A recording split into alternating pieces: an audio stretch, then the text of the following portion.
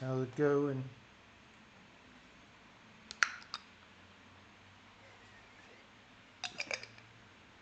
How is it going?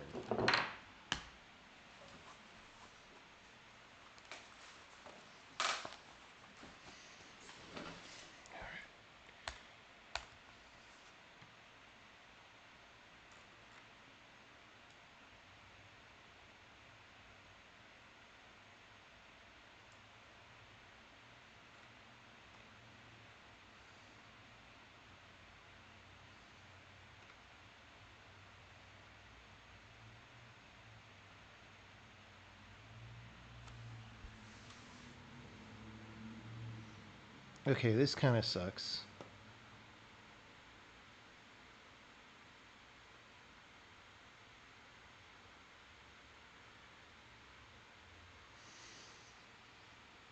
Um. Oh, because I think I'm trimming out main. Let me just make a new function that holds these.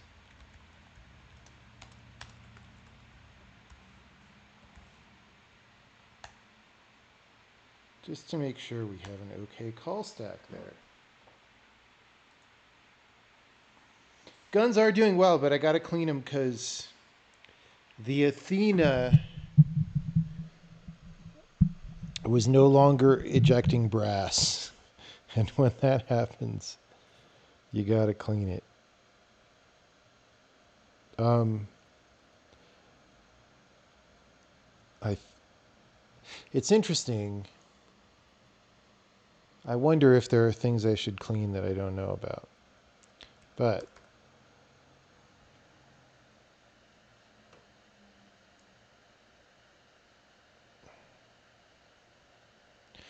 yeah, so we just trimmed off main.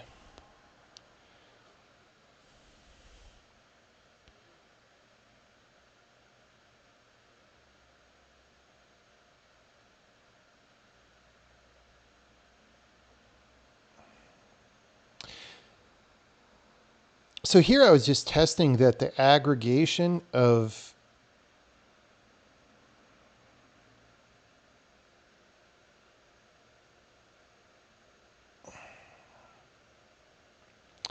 okay, this message is a little bit wrong, but I wanted to make sure we got all this because I was looking down here and I was like, does the aggregation not work? Because I did all this effort and none of these leaks do anything, but it's like, okay, actually,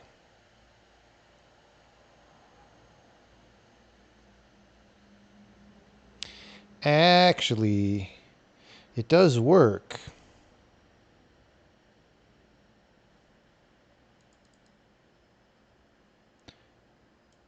Although one kind of wonders.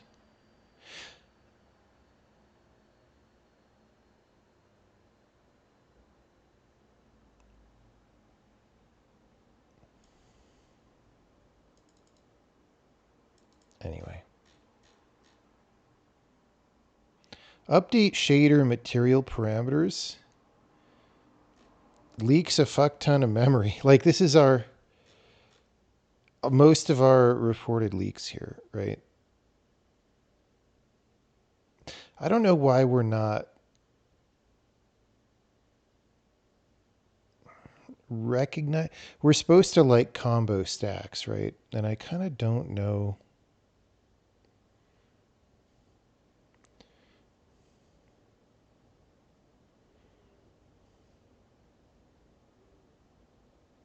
Like these are literally the same stack, sort of. What about the line numbers? It's different line numbers here. But we're supposed to do some kind of combined Holio when that happens, I think. So maybe that's not totally working.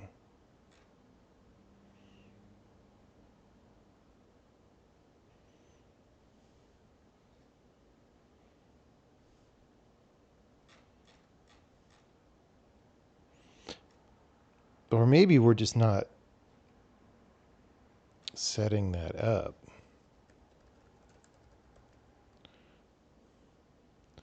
Group by these calls.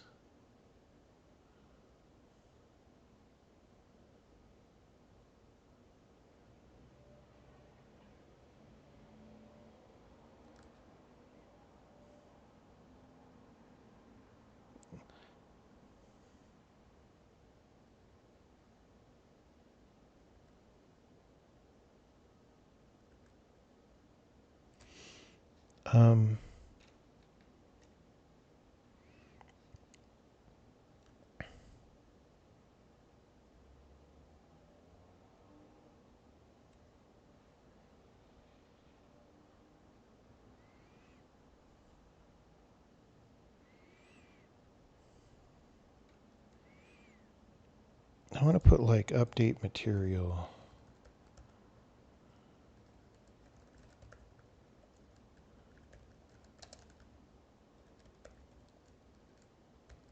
Let's try that.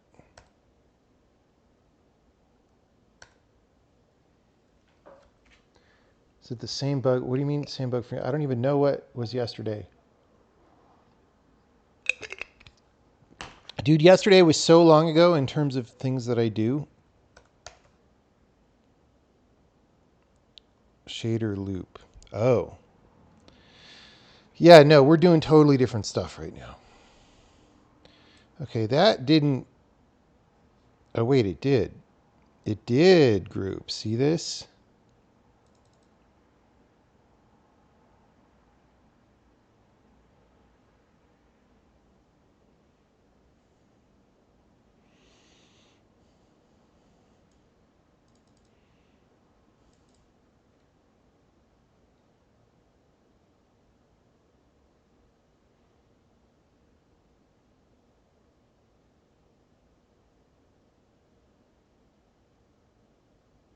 This is kind of weird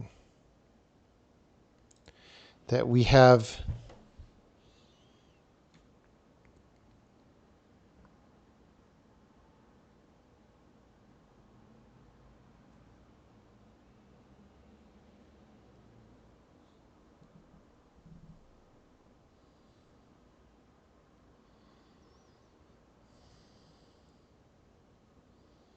I don't really understand what's going on here.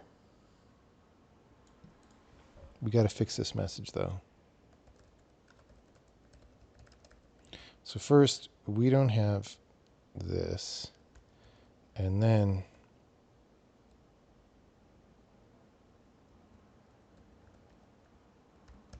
that one.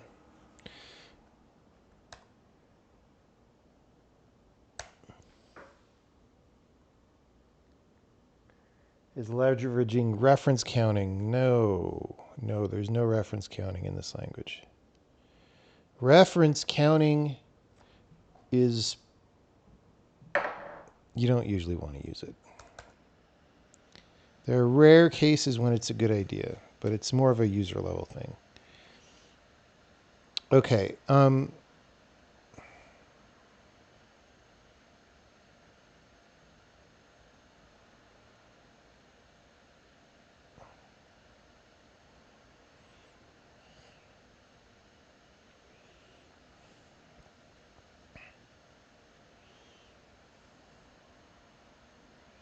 I don't understand this.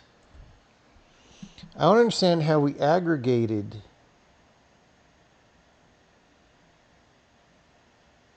into string.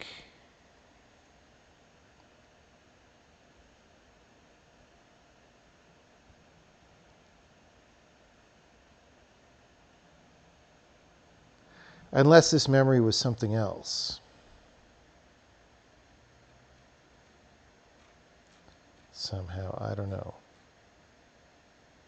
Anyway, this is our mega leak.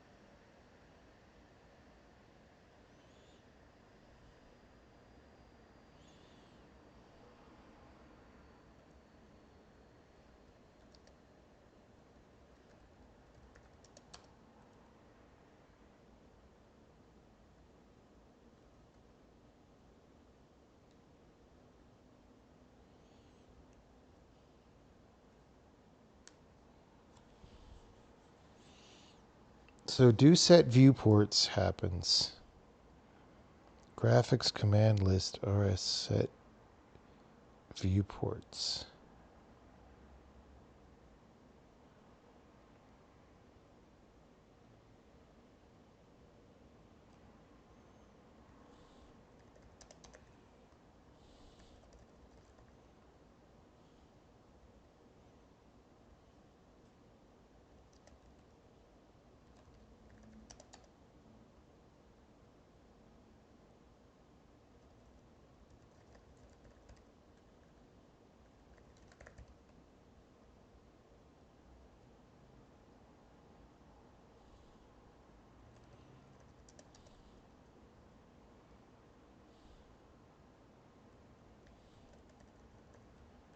Let's just see what happens. I want to know what happens if I do that. Are we going to die horribly?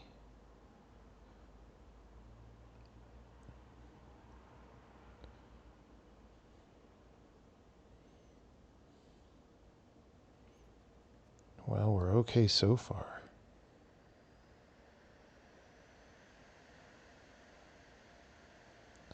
Let's try running a little bit of Benny test.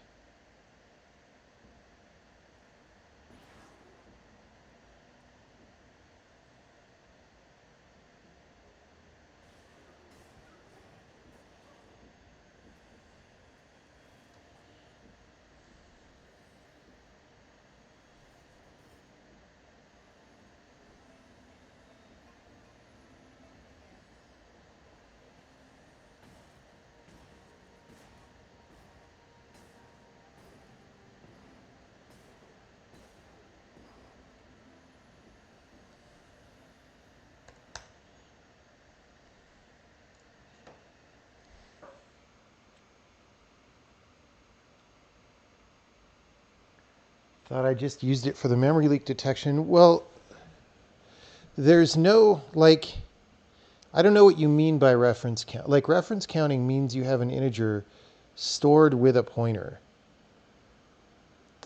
Like, you can't just do that to somebody's program if they don't expect it. Change all their pointers into 16-byte. Like, that just doesn't work in a systems program. Unless you're suggesting something else.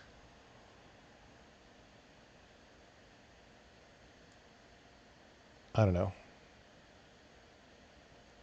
So, like, set mesh.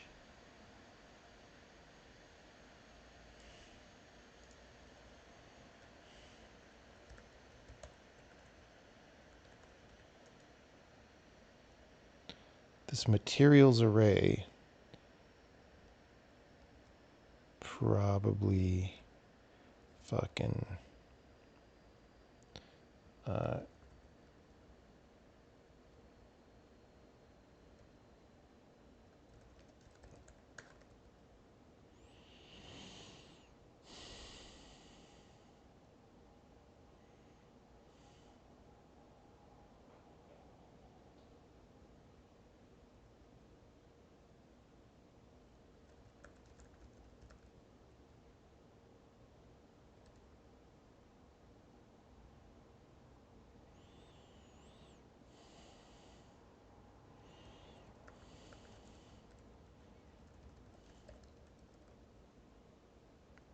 I don't know. Somebody else can look into that. I feel like we're not freeing that.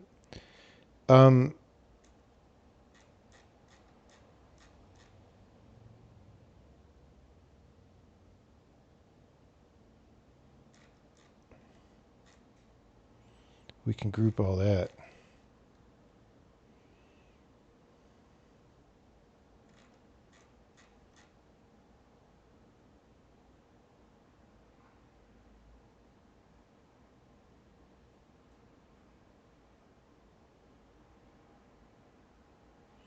See, this is...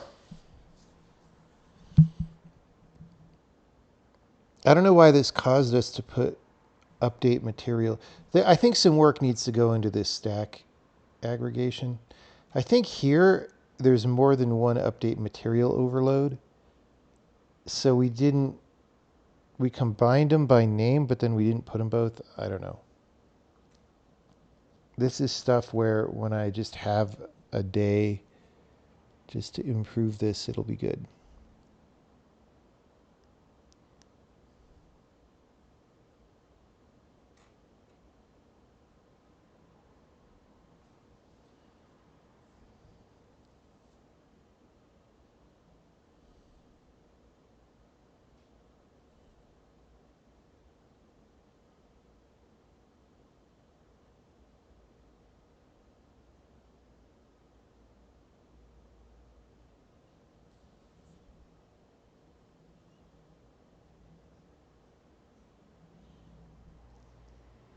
So this is like making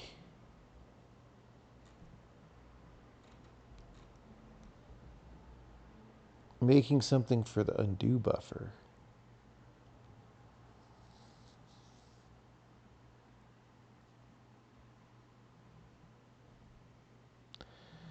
Which, to be honest, at 25 megabytes, that's a lot.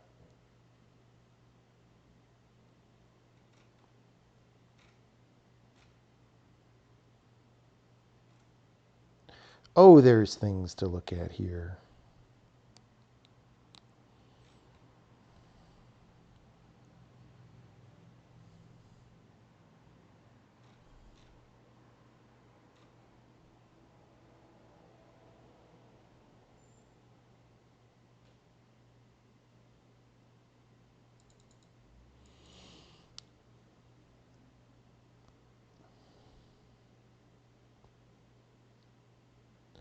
I feel like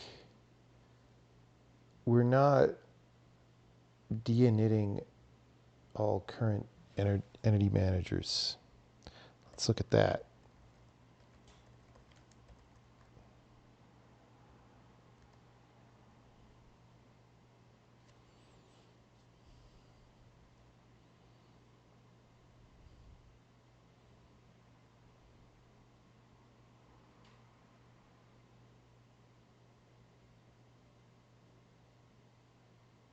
I mean, in theory, we do.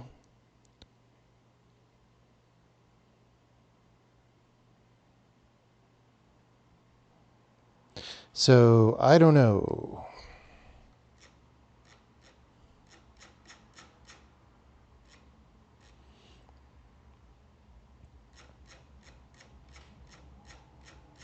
We will look at this later for the actual purposes of removing these leaks.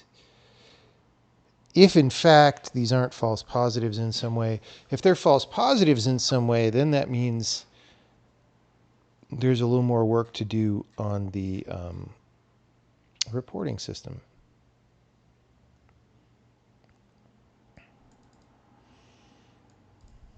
Oh, hold on.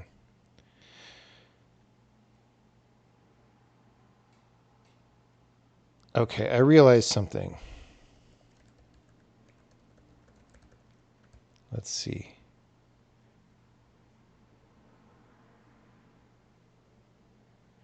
Does this call post? Yeah, it does call post frame cleanup. I saw it right there. Post frame, yeah.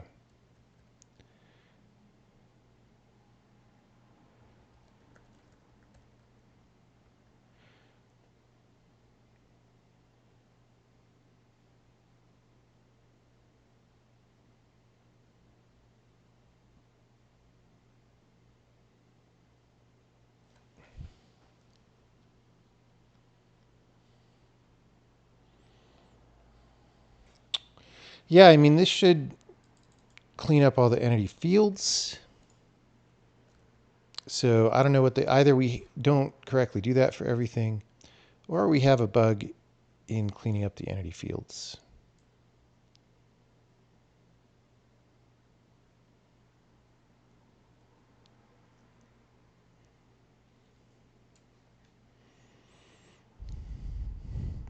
Like, why are these two stacks different? Oh, this line is different.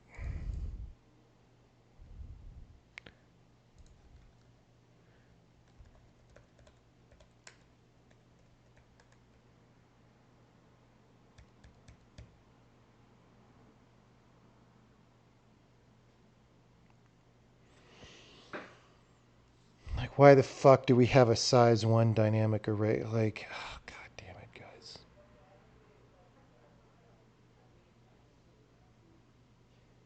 So annoying.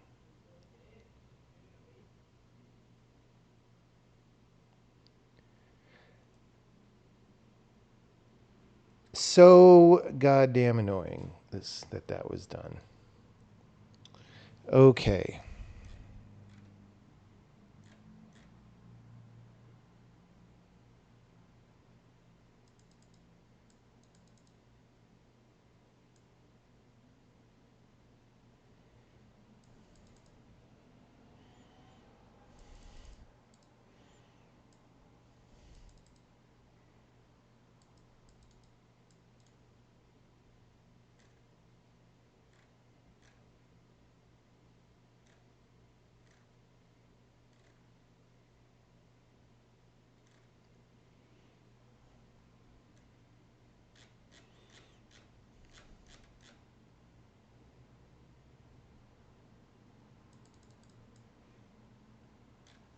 I'm getting kind of hungry. Could be time for an ice cream meal.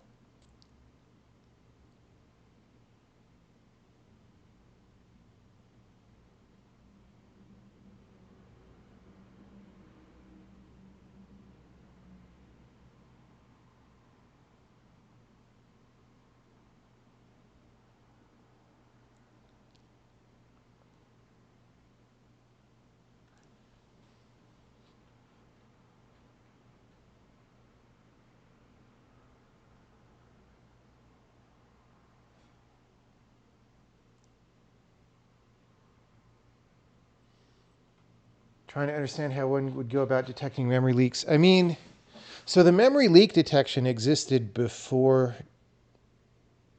this week.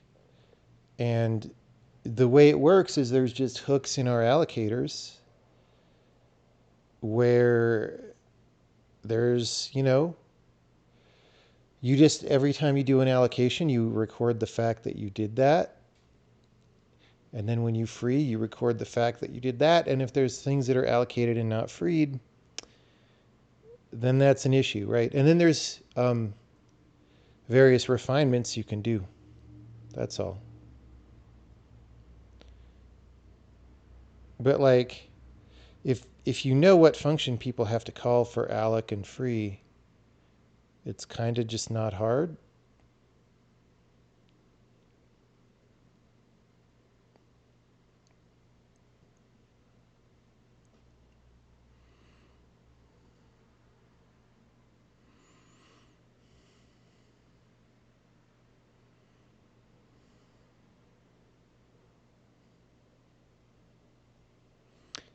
See, here we've got like output from 2 threads mixing or something, which is very confusing. I don't know what's going on here.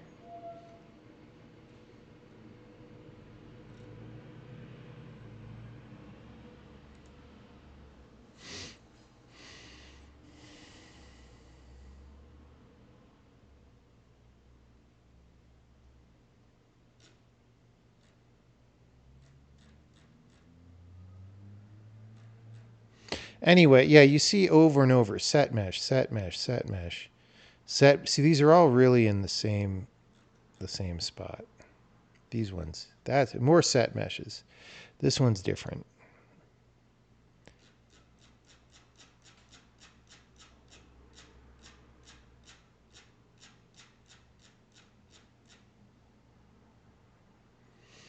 I might want to do something about this, like if the path is the same as the line above, don't draw. Don't draw the parts that are the same, just draw spaces.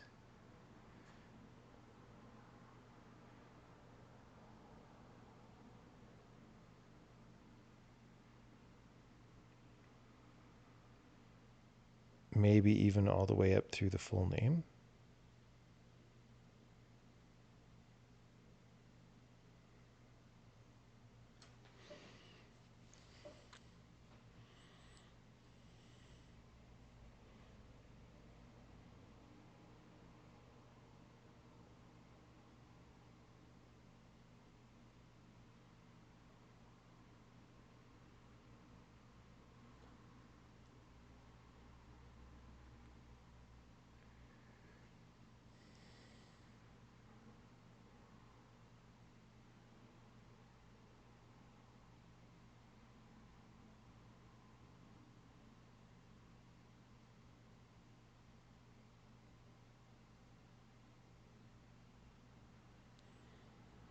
Anyway, this is leading me to think, yeah, that there's definitely some more good work we could do on reporting to improve this. It's already better than any tool I ever used of this kind, but it could be improved. But that's not what I'm working on. What I'm working on is the Leakholio, the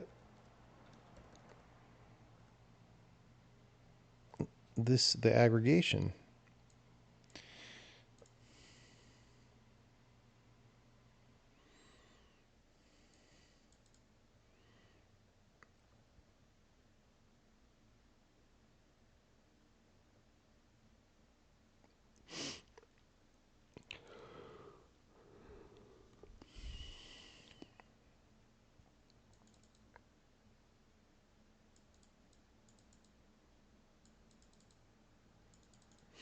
We'll see how the aggregation goes. I feel like we might need to tune it sometimes.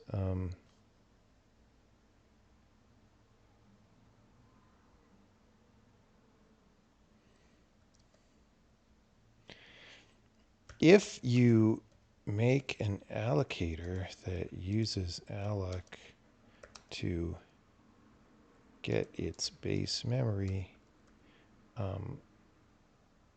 what was it called?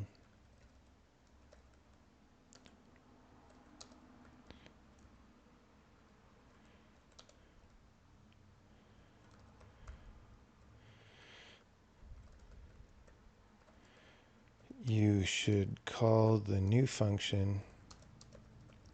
This allocation does not propagate leak ownership.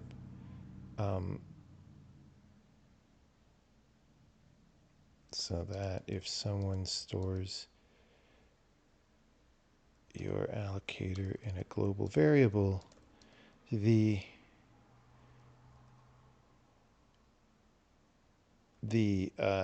leaks resulting from use of the allocator are not attributed to the high-level allocation,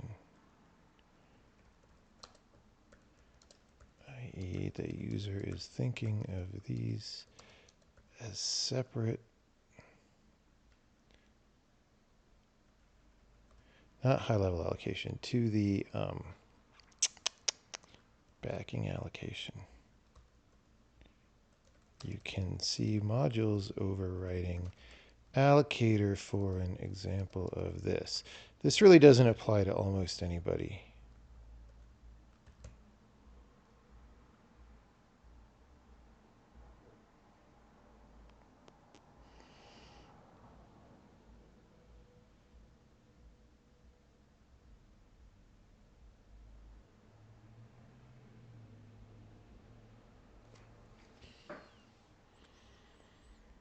Okay. But also,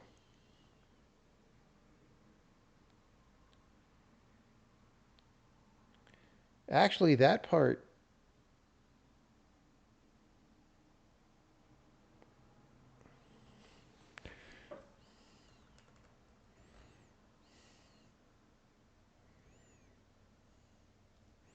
this part is more to do with this new. The memory debugger now also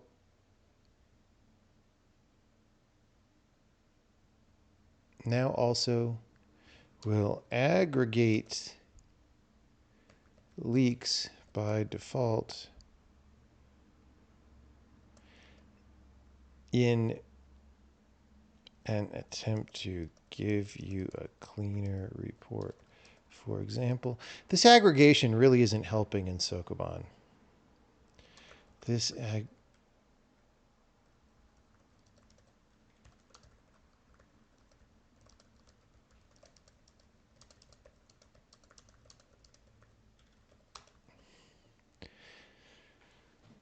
for example, if you have an array whose data points to leaked memory, and that leaked memory contains a bunch of pointers to other leaked memory, we attribute all the leaks back to the base array, but tell you in the report that's what we did. C,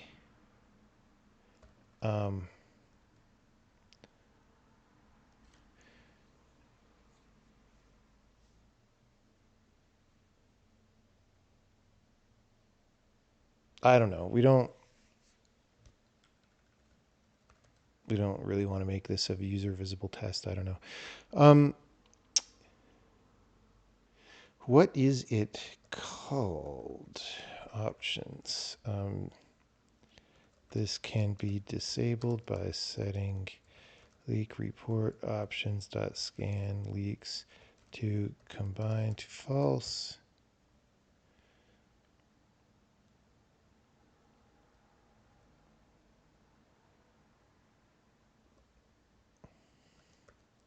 This happens by tracing pointers inside the leaked memory in the same way we now trace pointers from global memory.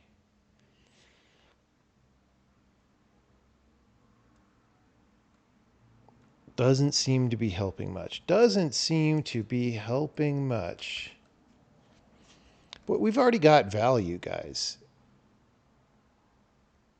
It's been like 4 days. Oh yeah, we got to do very debug for the Sokoban as well. Let's run tests though.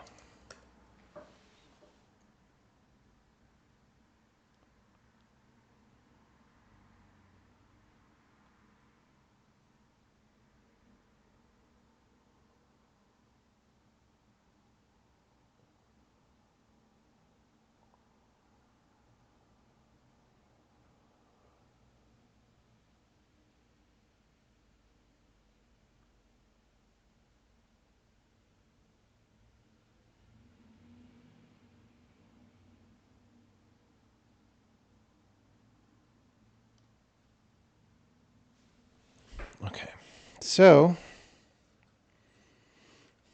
very debug. We got to make sure this compiles and runs. This runs with the frickin' unmapping allocator, which is insane. Insano balls.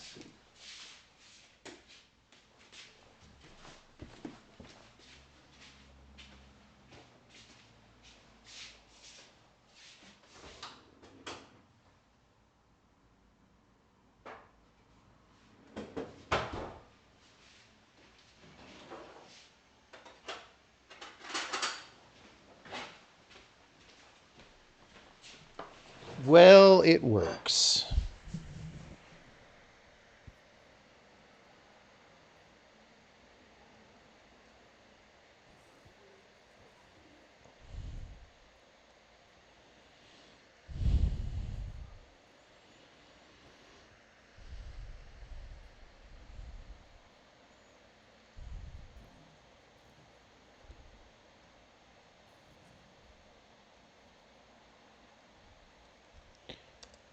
Make sure mirages look good.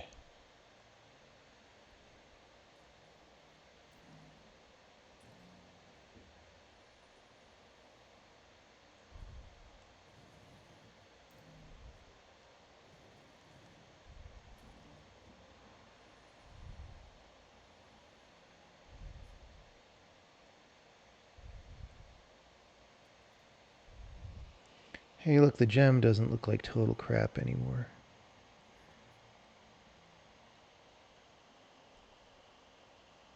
It's not like good, but you know, it's at least there.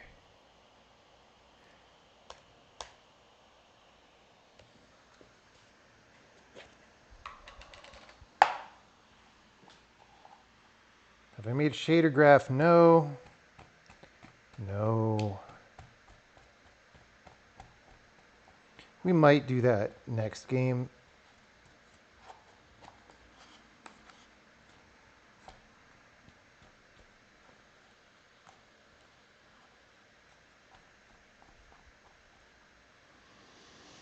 All right, well, we could just about take the W. We may have no check-ins. Oh, well, we definitely do here. Leak some memory. Let's get rid of that.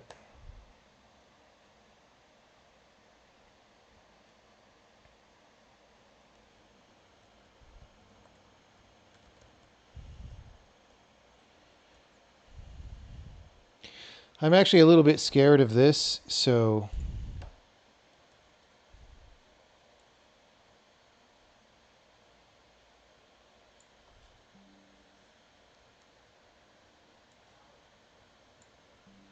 I'm going to send this to the team for a second.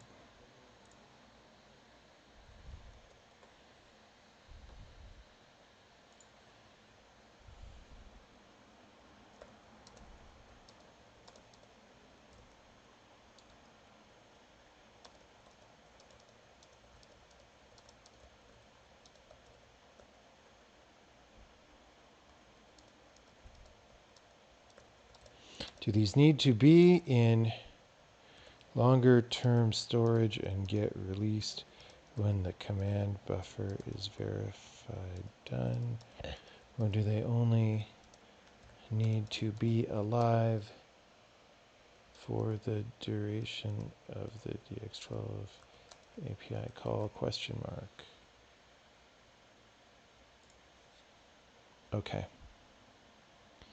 I've sent an email. I've sent an email.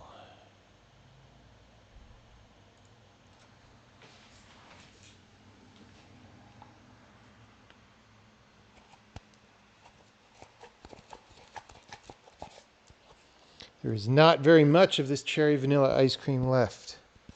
There is, however, a little bit.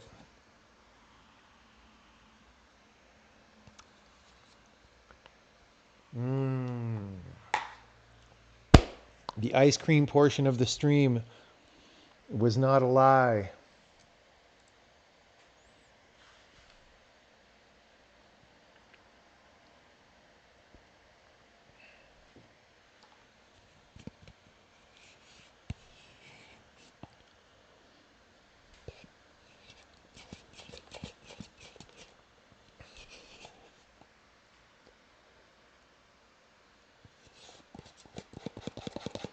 Looked like I was mixing an herb. Well, it is cherry vanilla. There's some cherries in here. That's kind of an herb.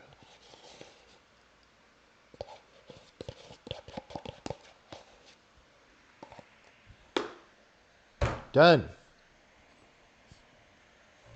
Okay, do we have no check-ins in the modules? Sure do.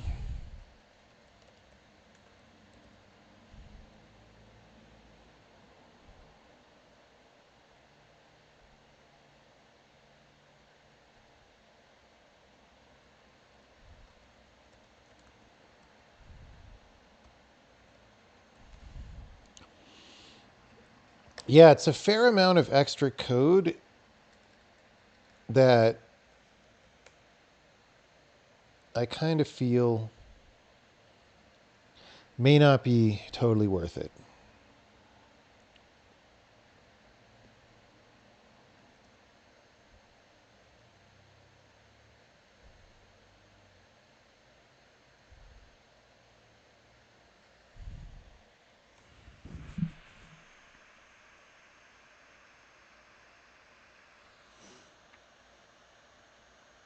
Okay.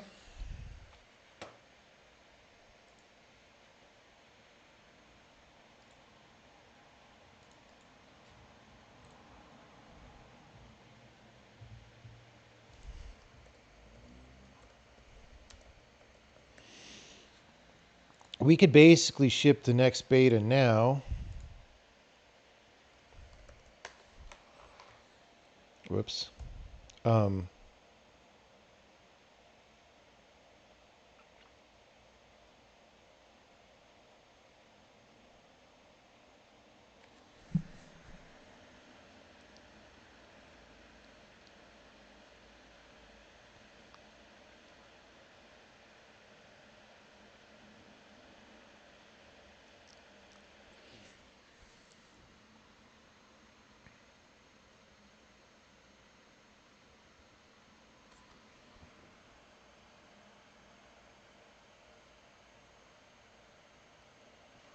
Are there any big features left to do? Yeah, macros need to be better than they are.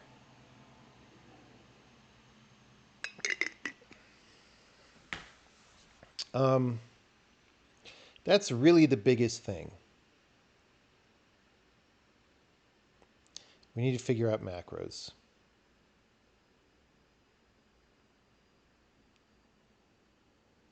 Apart from that, everything's good, man. You know what I'm saying?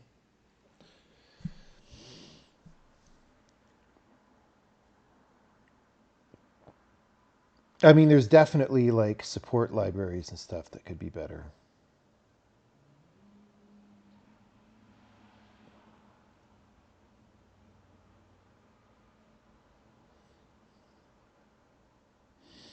All right, well, maybe we do gun cleaning portion of the stream, and then we could think while we do that about what's the best thing to work on. We could do right-handed get wrecked. That could be a bounty, actually.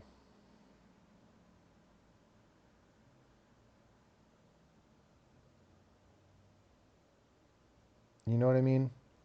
I could just bounty for someone.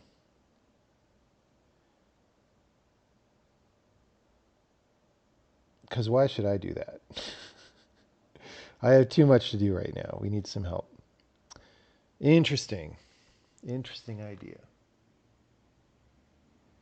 If I looked at how other languages have done macros, ours are just it's like David S. Pumpkin. We're our own thing. All right. Our macros are not like other language macros. They're like ours are way more fucking hardcore. Okay.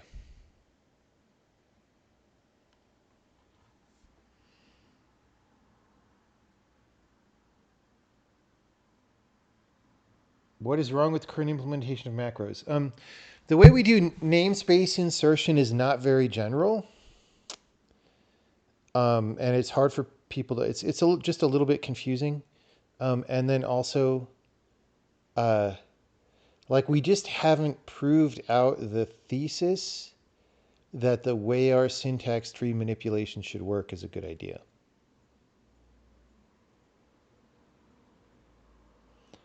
And in the process of proving that out, we'll probably learn some things and improve some things.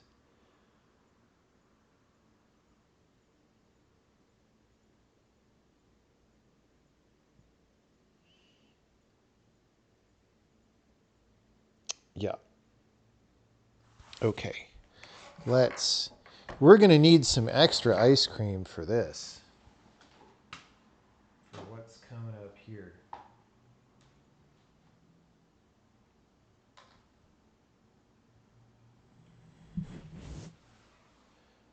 What percentile would be necessary to have a solid first job with no conversion of time periods? Was that generated by GPT-1? Like I don't understand the question. Yeah, you got to clean the bowl when you eat ice cream, you know? All right, let's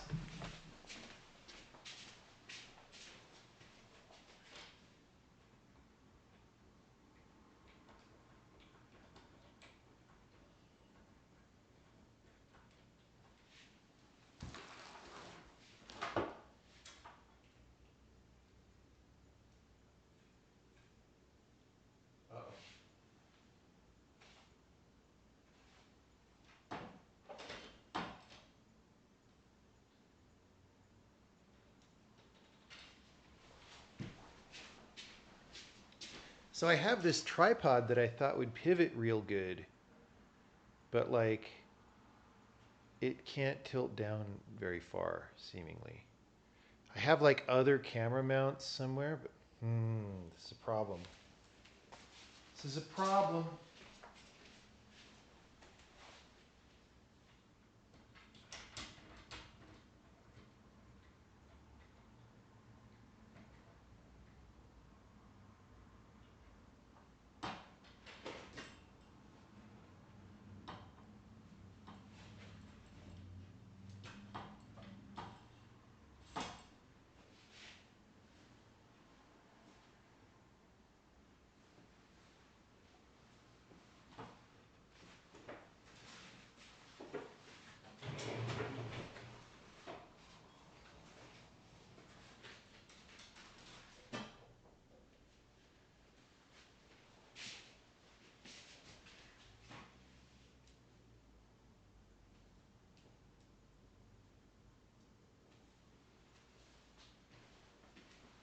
Okay, this is extremely sketchy and the camera may fall for all I know.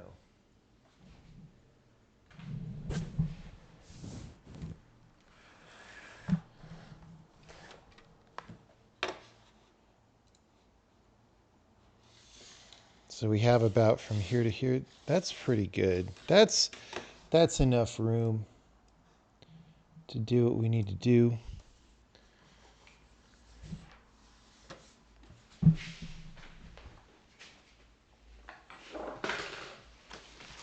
Let's see if I can remember how to do this without looking it up on the internet.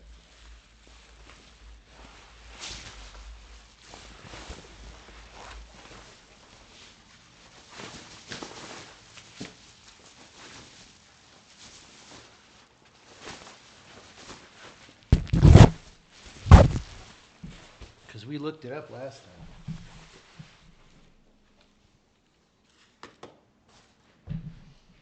We looked it up last time. All right.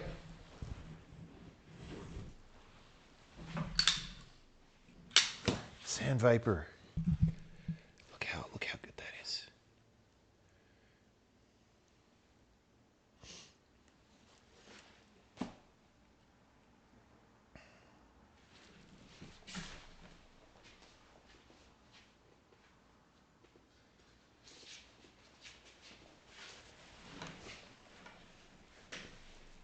All right. See if I can remember how to do that. All right, so we need to line it up on this side and poke it on this side. Okay.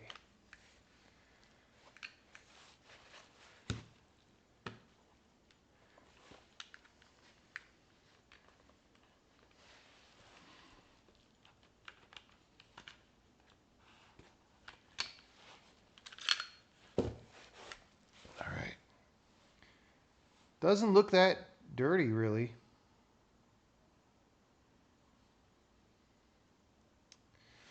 Except for this part. Let's try and remember. This was on both of these 2011s, for those of you who were here last time.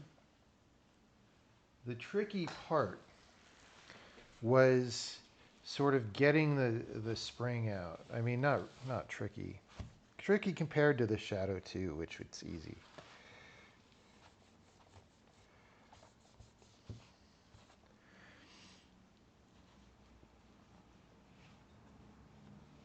Grimy. Look how grimy that is already, dude. It's almost like there's powder flying everywhere when you shoot these. Okay, so what do we do with it? We do this. Okay, this is the one that we need the paper clip for. I didn't remember which one that is. I have the paper clip still.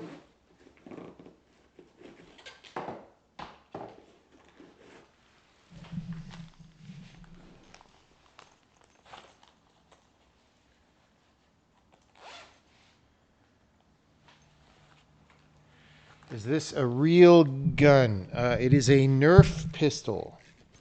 This is the new model of Nerf pistol that looks realistic.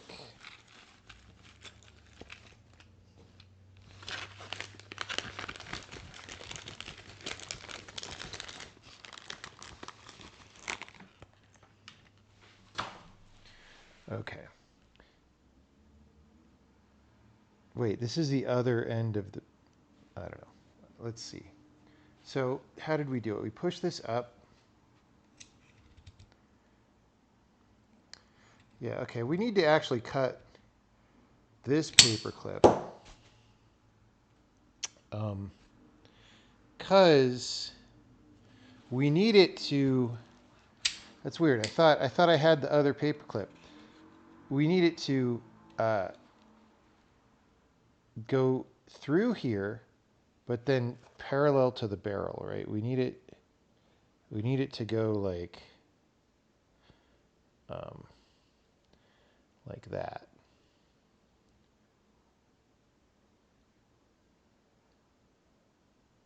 And then that'll hold it.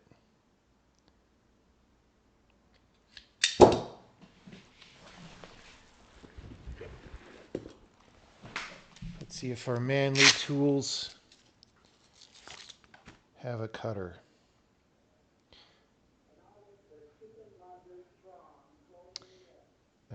Let's see.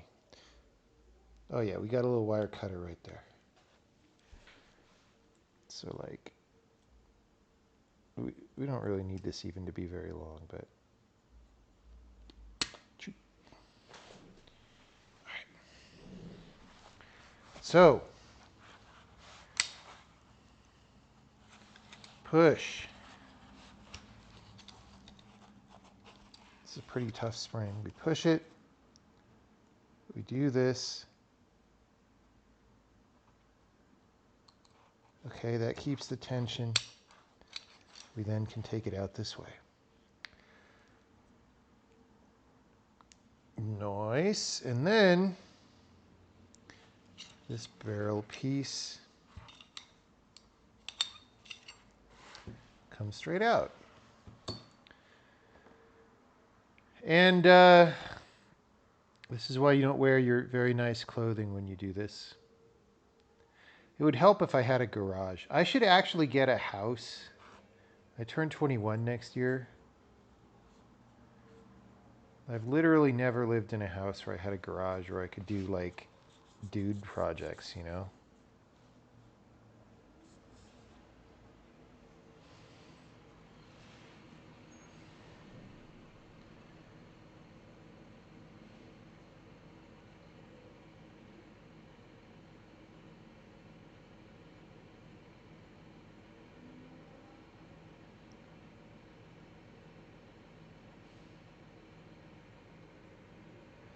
Reloading equipment. Yeah, one of the dudes at the club, the gunsmith at the club was like talking about all the reloading that he does, and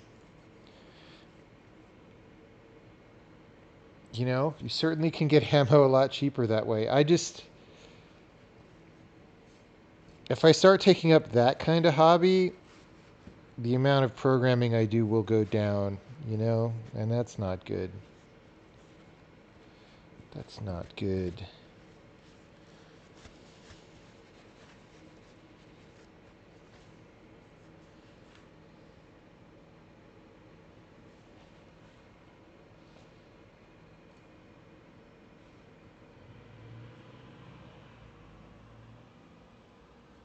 Let's get some Q-tips for the areas, for the tight areas.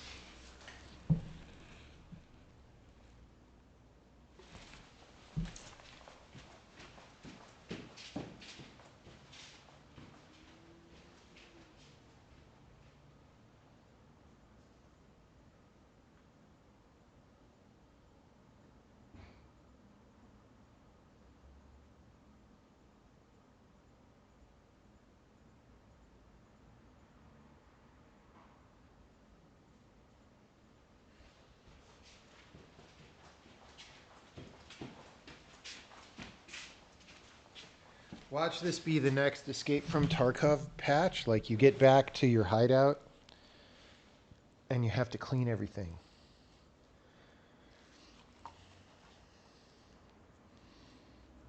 All right.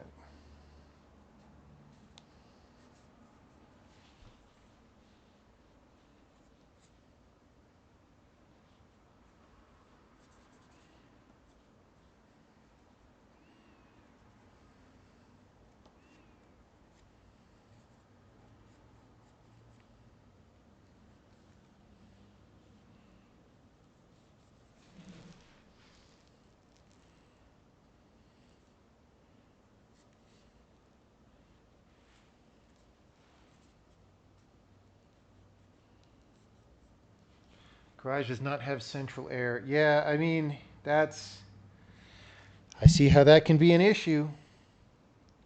Certainly depending on where you live. In California, that's not so bad. Although still, gets hot sometimes.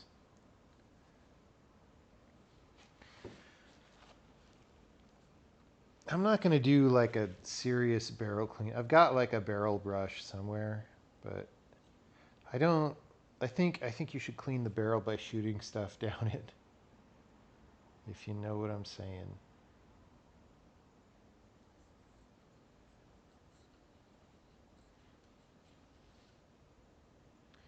Not even that much powder's coming off the barrel. So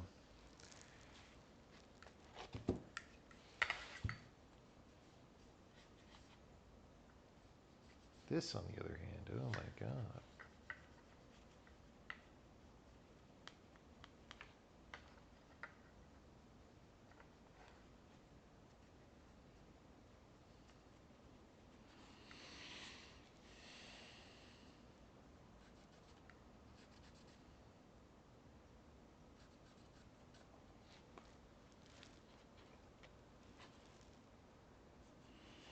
I've probably put, so we did a cleaning stream. It was before I got this camera. And it was before the first time I brought these pistols out to the range, I think. Was it?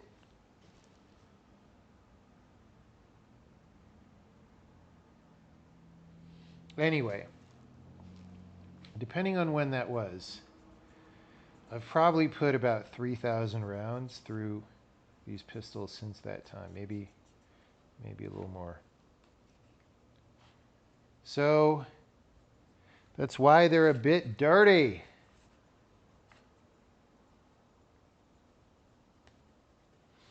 Dirty. Look at the nice shine on this thing, though. Like, look, even the grime in there is nice looking.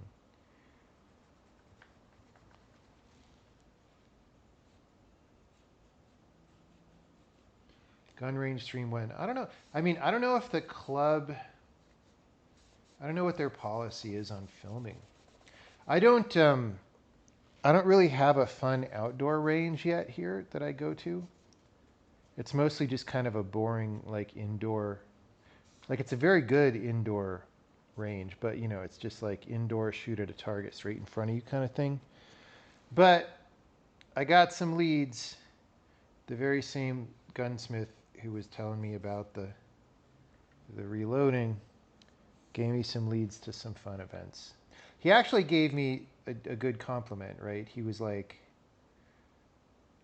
he asked me if I did any competition shooting, because I was shooting very rapidly and pretty tight groups for how rapidly I was shooting, he said. And I was like, thanks, I actually don't have that much experience. And we sort of struck up the conversation that way. I might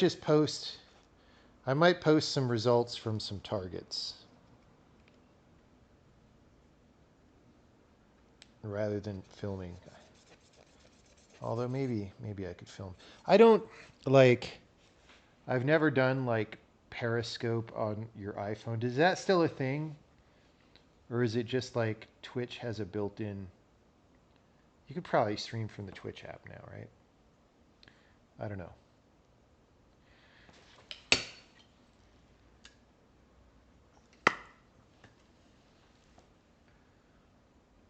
I just play video games. I think actually no troll. I think it's the fact that I've done a lot of Tai Chi that helps.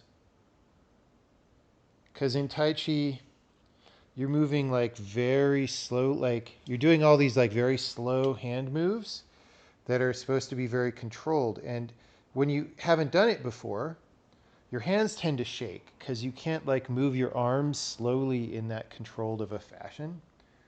And so like getting better at Tai Chi to a large extent involves just having more control, slow control and deliberate control over your hands and arms.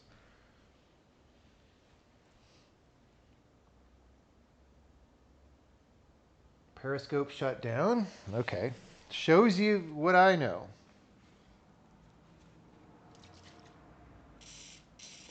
I mean, I get that's the problem with that kind of a thing, right? Is like all these other bigger services are incentivized to, like, I'm sure Facebook just made their own stream straight to Facebook, and like everybody just probably did that, right?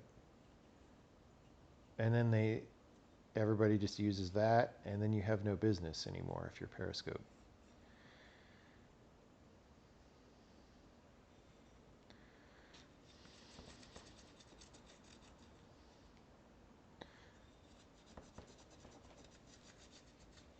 Dude, these are impossibly grimy. How much should I clean? Is sort of the question. Do you want to clean till these come back completely Spotless? No, I don't think so, because I'm just going to go mess it up again on like Monday or whatever. So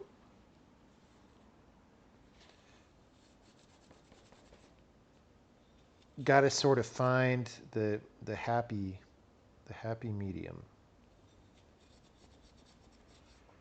Why is it so like so I don't know if you know this, but when you shoot a gun, okay, what happens?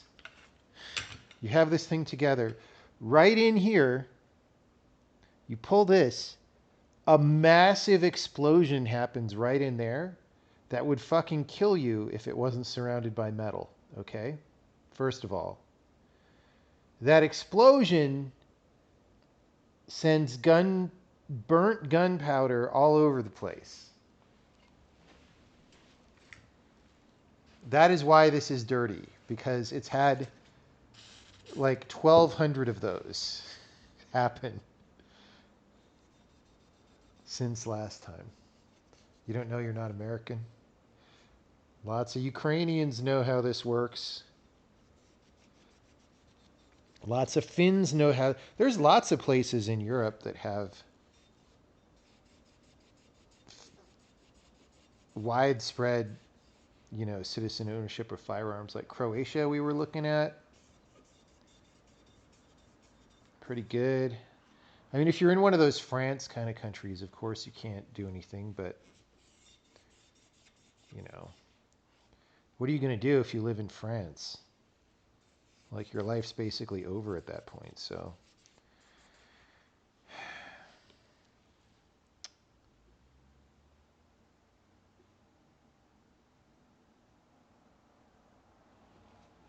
Let's try to see these grooves in here. I don't know how well that's coming out on the camera, but right in there.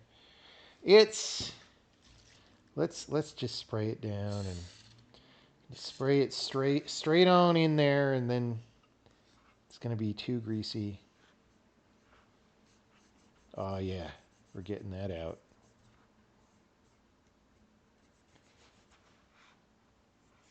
I might have finished a sentence.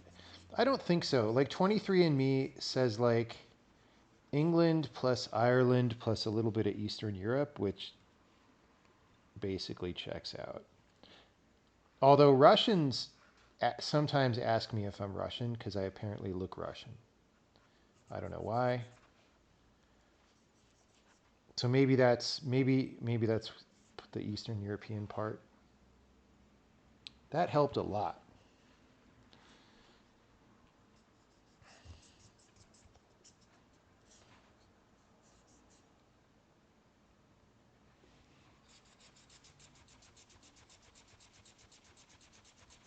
Honestly thought I was part Asian. Well, that was not in the report, although you never know what's true, I guess. I actually haven't checked that report. They keep revising them, every once in a while, so I should go check and see if I'm magically part Asian. This is looking much cleaner than it was, which is great. Can't wait to go shoot it again and make it all dirty again. There's something about cleaning a high quality item like this that's very satisfying. I don't like cleaning things usually, but this is kind of okay. Now I got dirty handprints all over. Sorry, Taryn. Does anyone know, like, who actually manufactures Terran Tactical's pistols? Is it Staccato? Like, who is it? Because they don't make them. There's no way they make them. He's just like a dude hanging out with some hot girls on a gun range, right?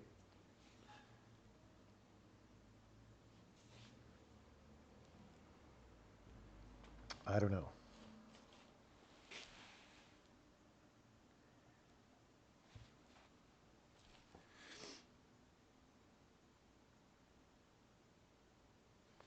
All right, so let's look at cleaning some of these parts a little more thoroughly here.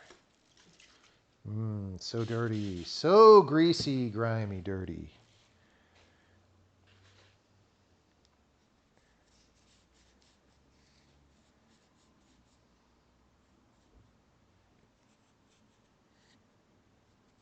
Like, do I want to... I could pull the...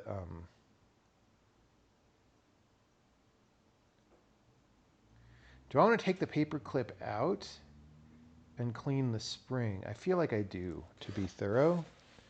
Let's see. Hopefully I can put it back afterwards. So paper clip's coming out. Okay. Yeah, let's clean that.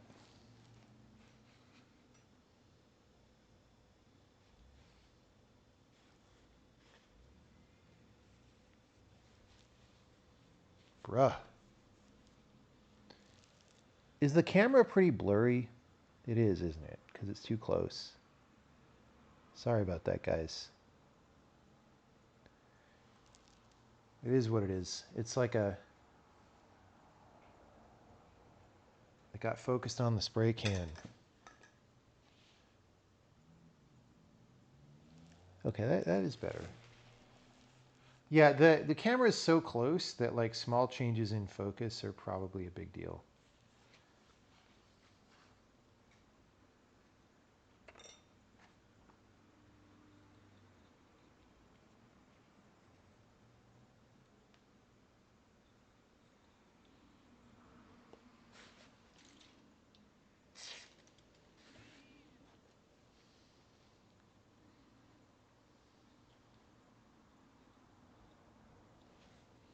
Okay, let's see what we can do with this spring here.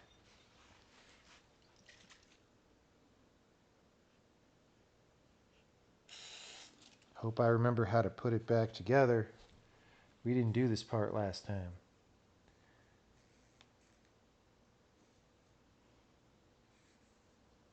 Wonder if it matters what direction the spring goes in. Like if you want to swap it sometimes, like rotating your tires. Okay.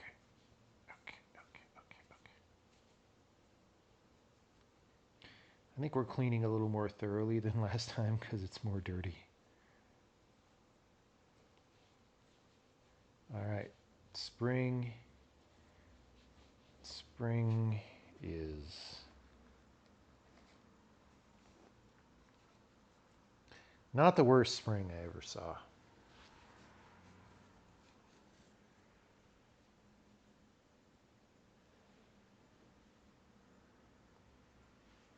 As long as the ends are the same, it doesn't matter. I mean, you know, in theory, due to physics, it's going to be symmetric, right? But like, I don't know, like, things are not that idealized sometimes.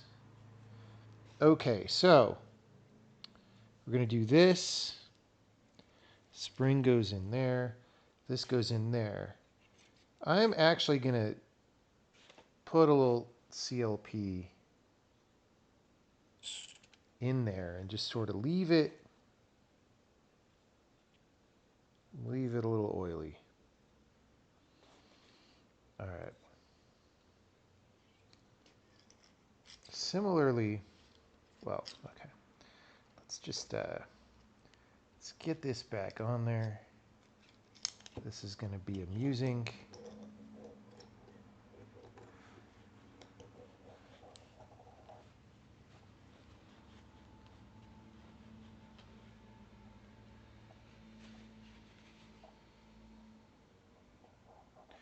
Sure, I'm glad they made that paperclip size. I assume they gave me a piece for that when I got this, and I just like lost it immediately. Is probably what happened. I don't remember such a piece.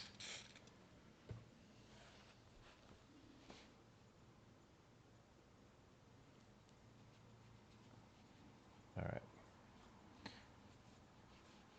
So now we're just oiling it up.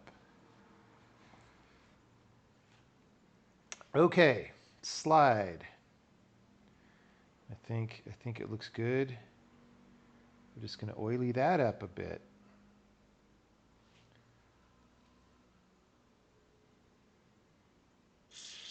Oh, that's a lot. That's a lot. It's a lot, it's a lot.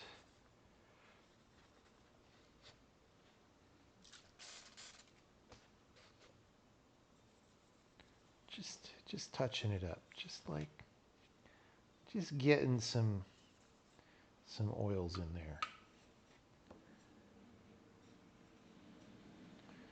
Okay, barrel.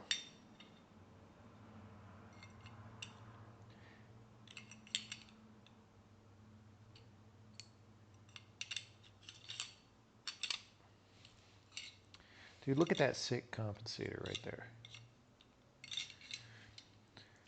Okay, I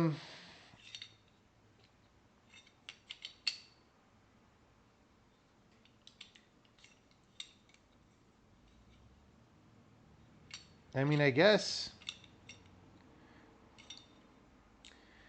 I do want to grease up the barrel, right? Because the slide's like moving around on it, I guess. I don't know. I don't know how things work.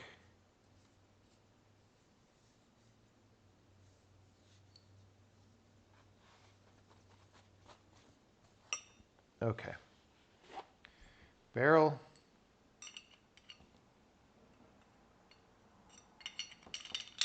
In. Okay, spring boppy boppy is like this, I guess.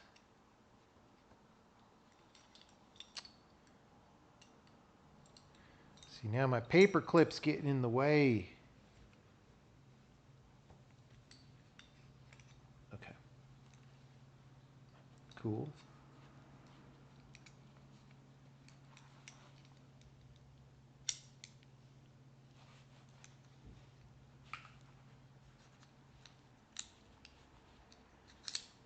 All right.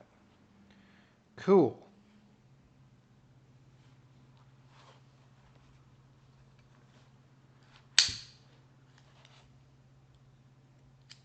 Boom, daddy-o.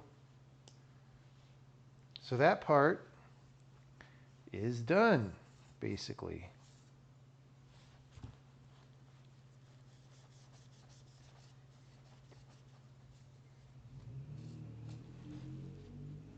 Got grease all over the red dot. And then down here, guess we done already mostly. There's still some grime in there.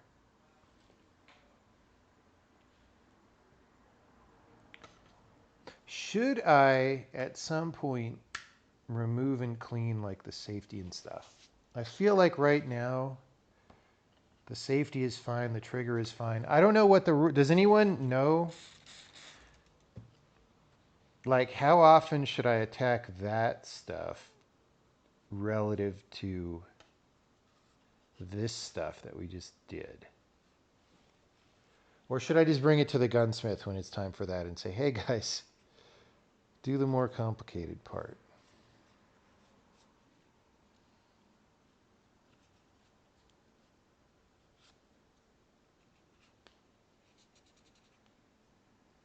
Yeah, the magwell is all grimy, actually.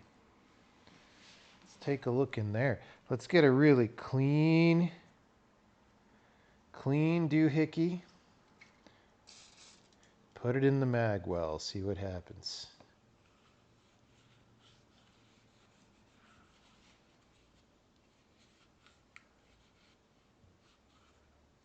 Oh, yeah. Oh, that's not as bad as I expected, actually.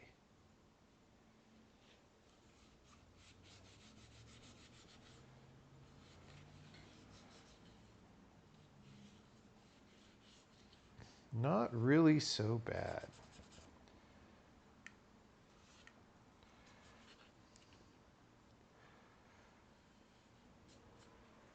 Okay. Let's get a little more up here. Look at all. Let me show you how much junk we got here. Look at that. Look at that. Terrible. Terrible. Okay. Let's get these grooves in here, and then I think we're about done with this one.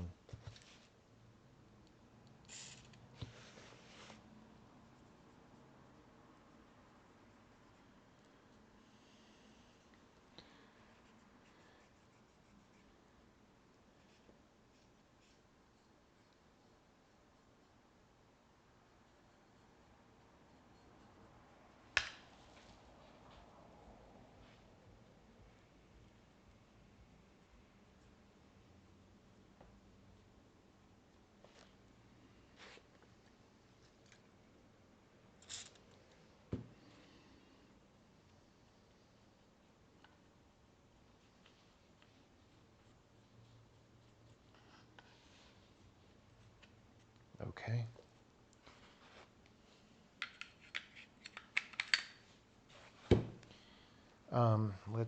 Let's do this little doodad. Is this the future mass shooter channel? Probably not. Probably not.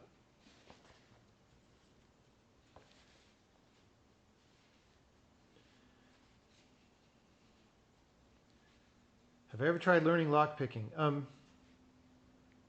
I did a long time ago, didn't really get into it, but then about 2 years ago, there's this channel on YouTube called The Lockpicking Lawyer where he just goes and he just gets into like any lock in like 60 seconds. It's absurd, right? And so I use that as a fun thing during COVID to buy some of his tools. And, you know, in California, if you have any kind of firearm, the law is that you have to keep it locked with, you know, some kind of gun lock, right? And so I bought these gun locks. They were like trigger locks from Master Lock, which is a meme. The lock picking lawyer makes fun of Master Lock like constantly because they're the worst locks. Um, so I got these Master Lock gun locks and I tried picking them, and even me with no experience, I could pick them with my eyes closed in less than 60 seconds. Like I don't even have to be looking at it, right? And then also there were some combo locks from Master Lock that are like bigger and beefier, like they look impressive. The kind where that have the 4 digits that you like dial. I can also crack those in a very short amount of time without even looking at it because it's all by feel. It's fucking embarrassing how bad these things are when you know. All right.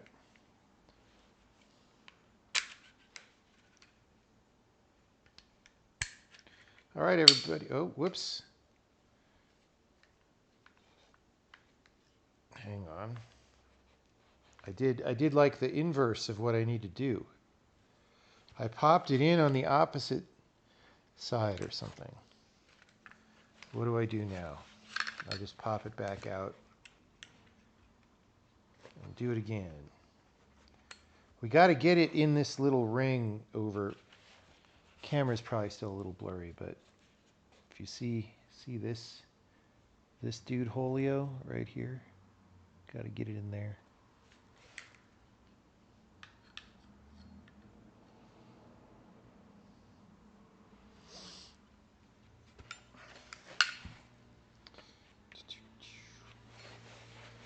Why am I putting it on?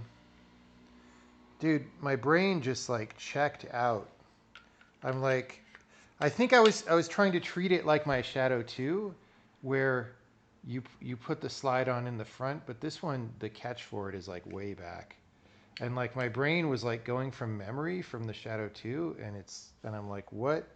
I'm in the Twilight Zone right now. What's happening? All right. So I see the little ring Holio right there.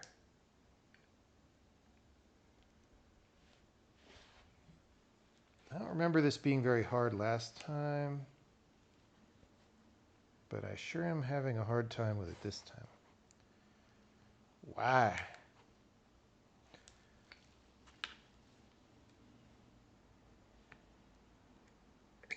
Ah, there we go. Got it.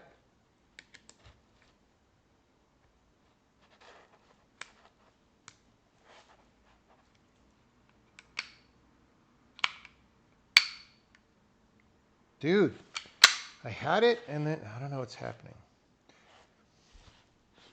So it's in most of the way. It is not in all the way. Like this part, that's why I was sliding the slide, because like, do I need to slide this back to here? Oh yeah, I do. Okay, that makes sense. All right, we now have a fully functional, once again, Taran Tactical Sand Viper. Dude, this thing is so good. You wouldn't believe it. Bricked. Did I ever buy the Tavor shotgun? Yes.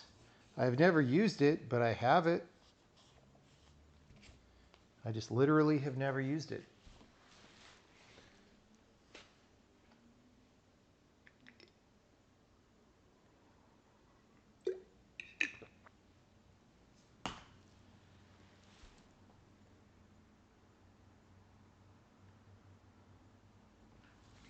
Yeah, Lockpicking Lawyer is a really good channel.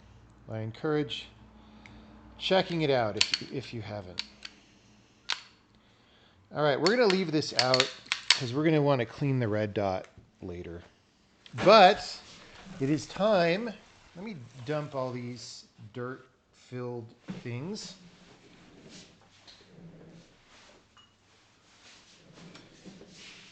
It's time for Pistola number 2.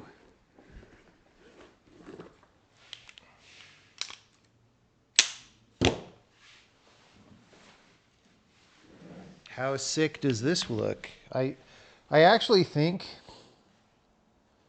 honestly, the Sand Viper is like more sick looking, but I mean, come on, dude.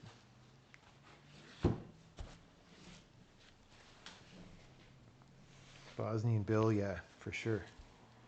For sure. Okay, this is basically a very similar process. Got to line them up.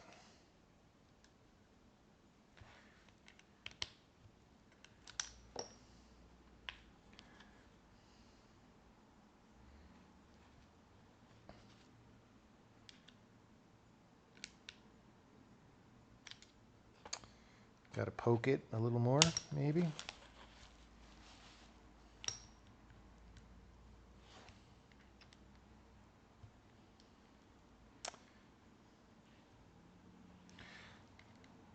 I have an actual like official poker tool. So I was using this microphone thing because I had it laying around. For this, it's like a little too fat to go in there, so to speak. So it's not. Oh, I've got a poker tool on this thing.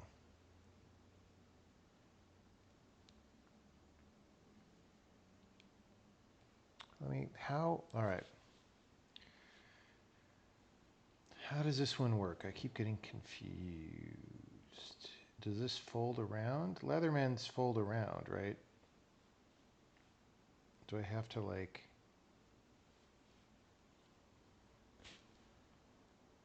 How do I get it to fold?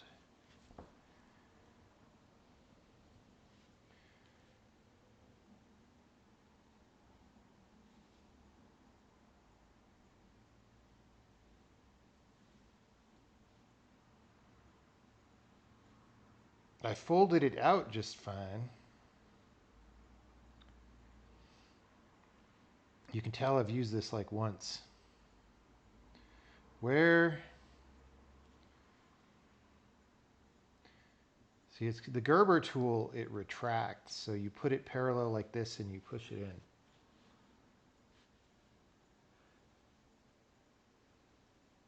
Two World Wars. What's this gun? This is the Atlas Athena from Atlas Gunworks. How do I close it, people?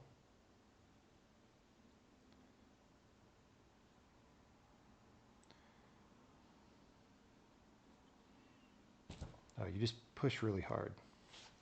I just didn't want to break anything. Maybe I need to oil and clean this. All right, so this thing fell out. That goes back in there.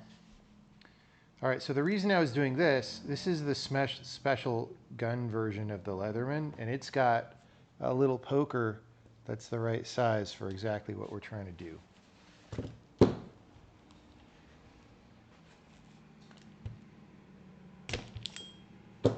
Boom.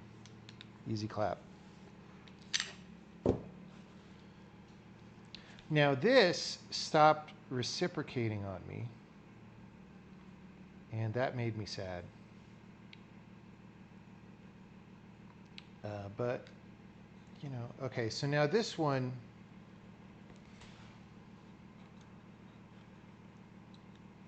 was like the Sand Viper, but it was a thing where you like poke this. Yeah, okay. See, I know about these things. All right. Barrel coming out. Very similar to the pistol we just cleaned.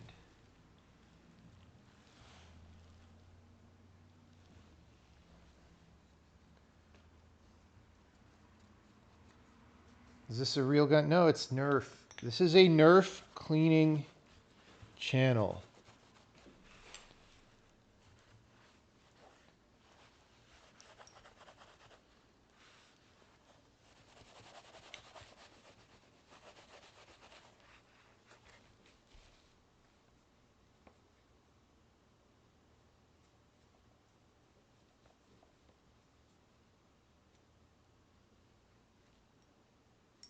All right, cool.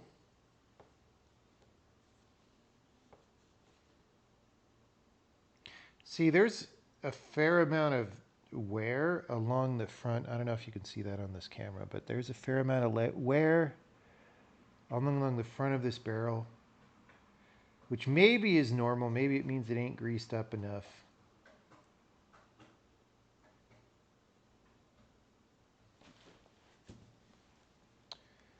Okay.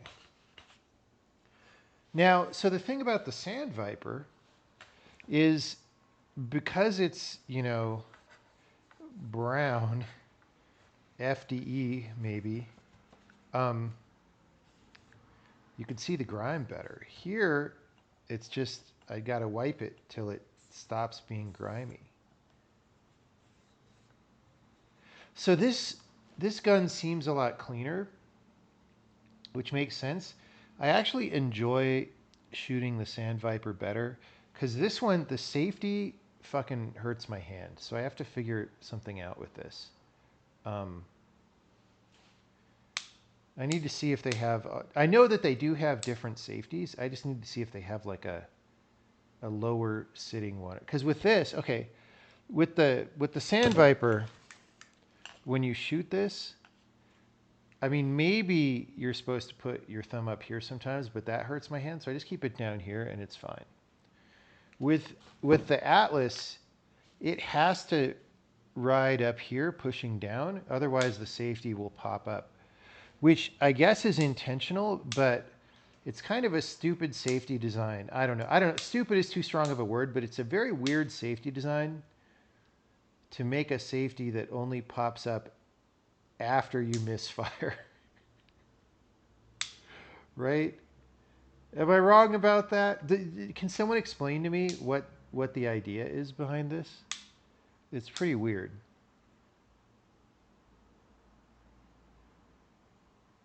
Is the Sand Viper heavier? We'll compare once we put them back together. They feel about the same. Like they really are very comparable pistols in most ways. It's weird. I like the Sand Viper better for feel, but I actually shoot tighter with the Athena for some reason. Maybe it's because the Athena doesn't have a comp. Like, I don't know, but I just shoot better with it. Even though it hurts my fucking hand. I have to put a Band-Aid on to shoot it.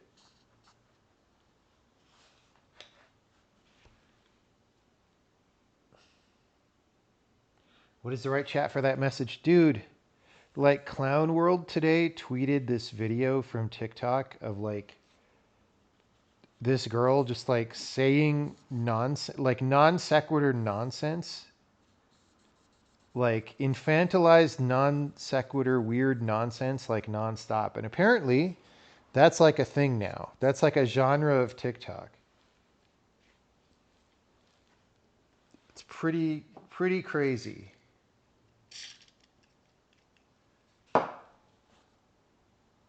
Pretty crazy.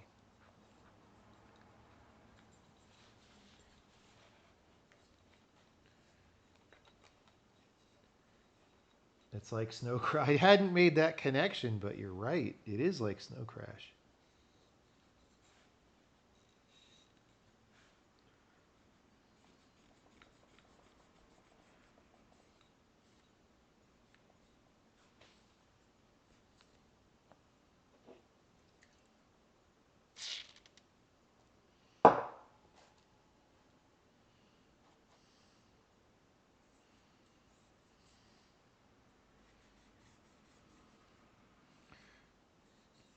Okay, this one, before we put it back together, we have to really extra lubricate the railing here. This is a lot cleaner than the Sand Viper was. Dude, I must have shot the Sand Viper way more.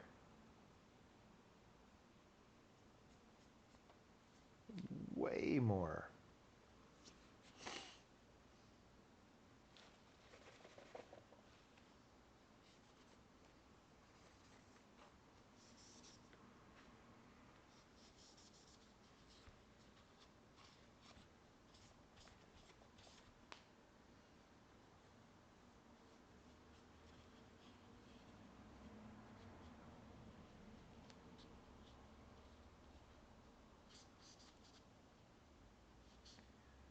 Yum yum crunchy corn. Yeah, there was a whole lot of yum yums.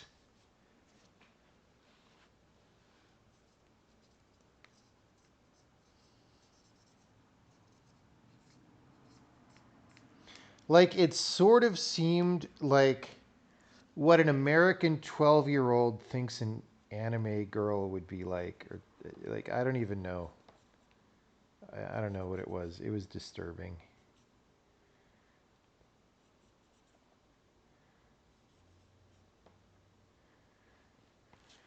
Let's check the magwell this time.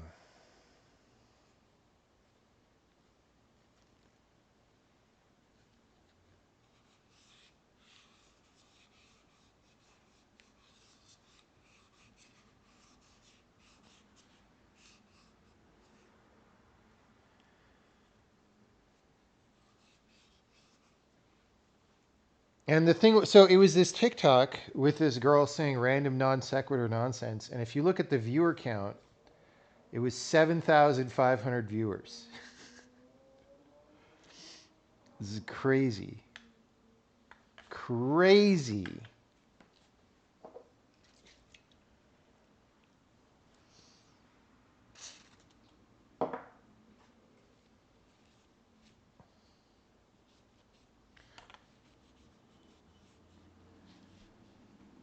Is this a game dev stream? It is between gun cleanings. You know, in the game that we're working on, we want our firearm physics and animations and sound effects and all that to be as absolutely realistic as possible. So, you know, one way to do that is to just, you know,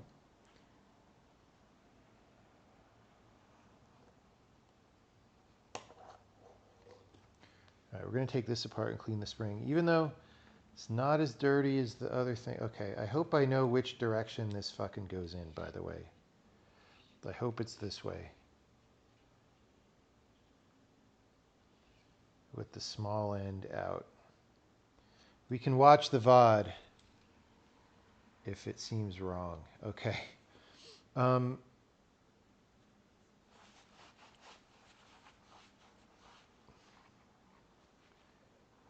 You beat Act 1 of Inscryption. Act 1 of Inscryption is the good part of Inscryption. The rest of it, you might as well know right now. The rest of it, you're just playing to finish the game. You know? You know what I mean? Like you've played the good part of the game. The rest of it is just like obligatory.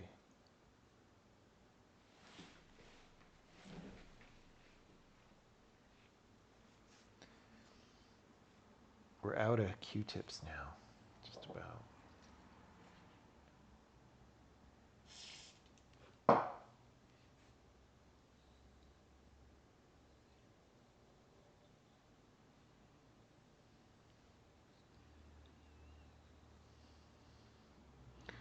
Dude, there's like a gnat, some kind of fly buddy flying around here. I'm like, fly buddy, please leave me alone.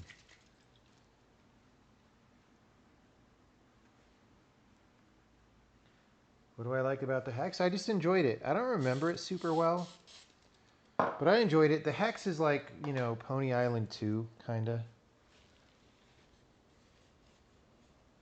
And I liked Pony Island. The thing is, he keeps doing the same thing every game, and so it's getting old.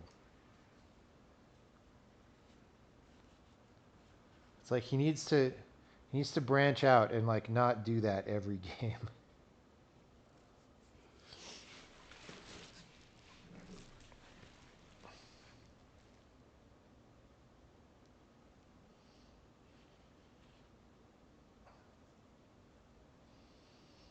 Okay.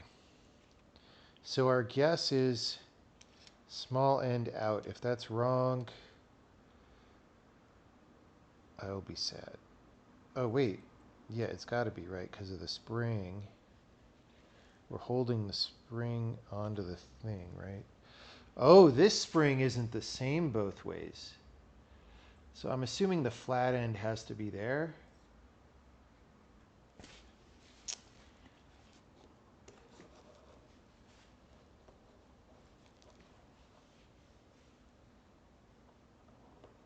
All right. Now that I know how this works, it really ain't too bad.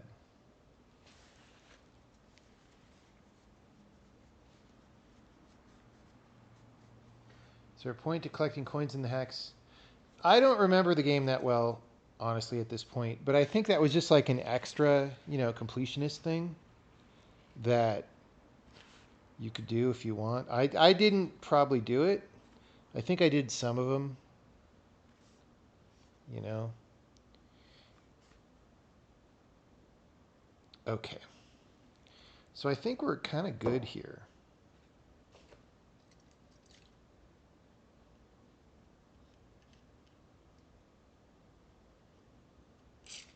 I'm just going to make it extra greasy because, like I said, it did stop ejecting brass on me, so we need to make sure it's real good when we close it up this time. By the way, I'm getting grease all over the laptop of Twitch chat, so you guys are all greasy now. I hope you know that. Okay. Barrel. We're just going to spray down the barrel directly. Because, I don't know, it's kind of scraped up.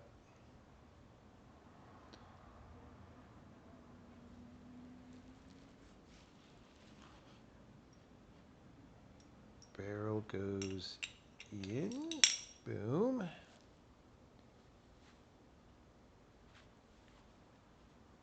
You know, before we do that, actually, let's just...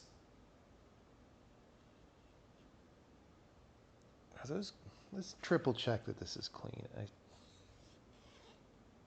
It's not that clean.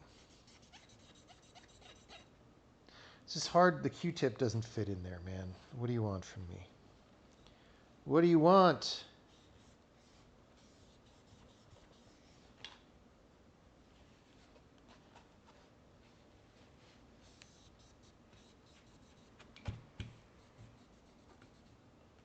Okay. Spray. Oh, so much. Oh, so much. I have a number of different CLPs. I should maybe use one that I have more control over how much comes out. But, I mean, I got to use this one up, right? Okay. Barrel back in the right way, please. All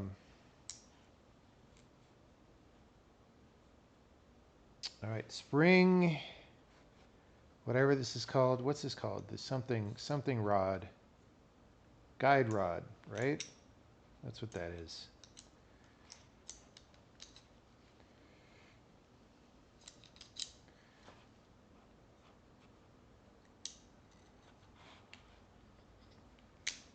All right. Super Rod, Rod Stewart. Shooting demo. We're not going to have a shooting demo in my apartment.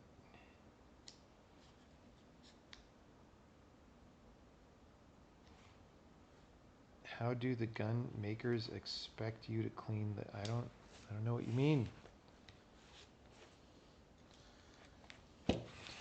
Okay, I think I need to flip this buddy up. All right, so now got our guide rod, we got our very many Holios. Gonna get a little extra. Gonna grease the bottoms here. Boom, boom. I also wonder, so I'm using CLP on this pistol, right? Which is, it stands for clean, lubricate, and protect. But I wonder if on a gun this finicky, you should just use straight up gun oil only. That's like more of an oil. You know what I'm saying? What is happening right now? I'm doing the same thing.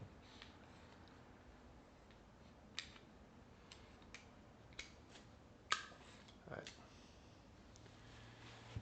Let's clean this dude off.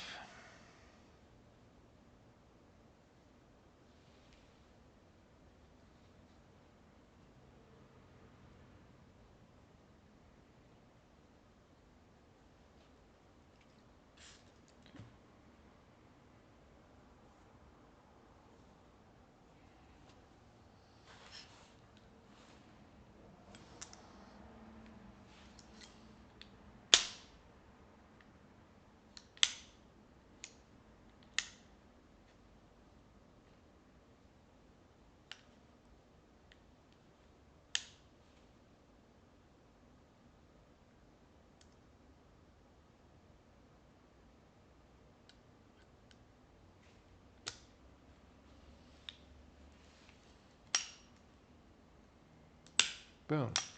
Much easier that time. All right. We now have, let's test.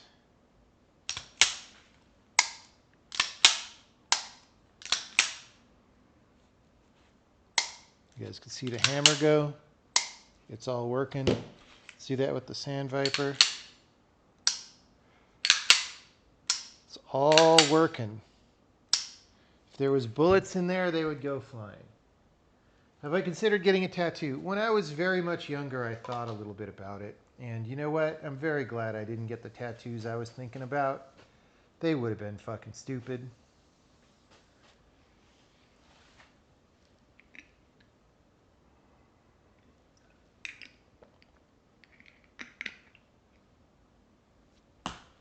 Okay.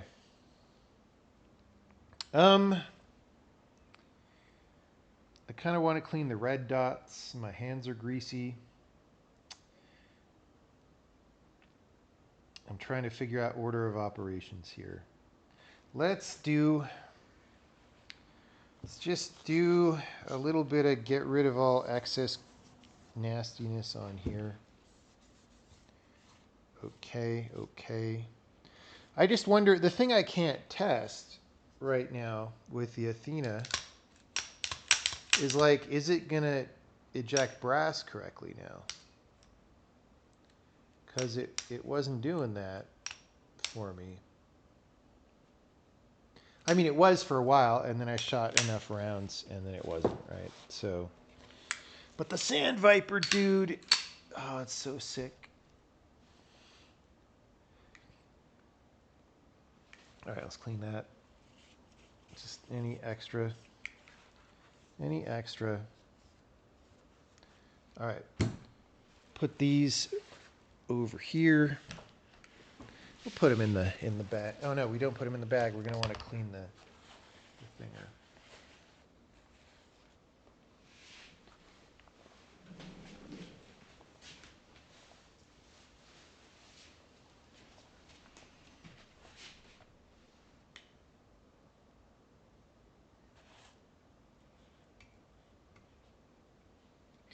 It's like, would it kill you guys to have a better way to attach the straw to the can, please?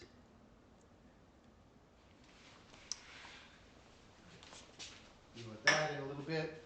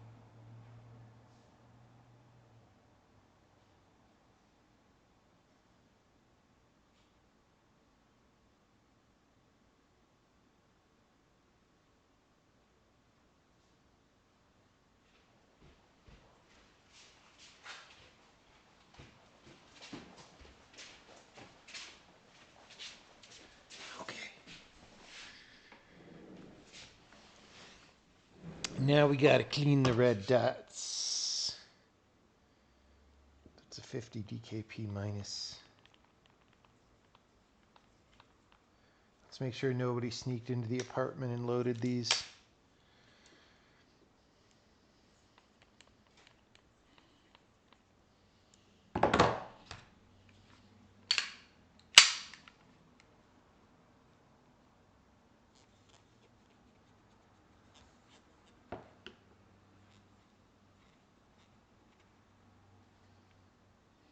Look how grimy the red dots get. Clean the back, just in case.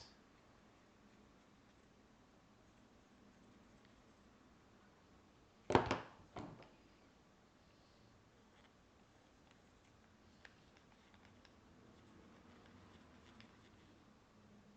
right. I mean, it doesn't feel bad, but I just wonder, how that's going to go. All right, safety. Safety. And we'll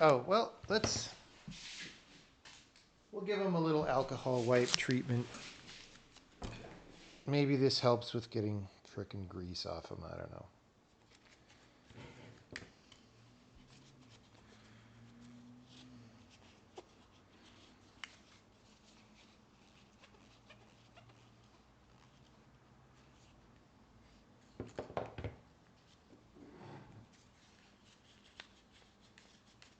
Oh, you know what? We have a bonus thing. I have to tighten this red dot, and I hope I have the little thing. Atlas mounted this, and it's like loose. And that's really annoying. So we're going to put the Sand Viper away.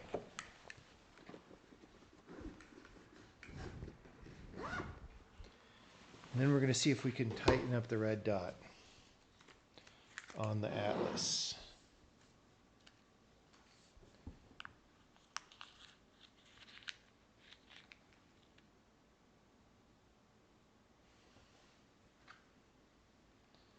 This was CSGO. Would you say your guns are factory new or battle scarred? I don't even know what that means. Is that like different skins or something?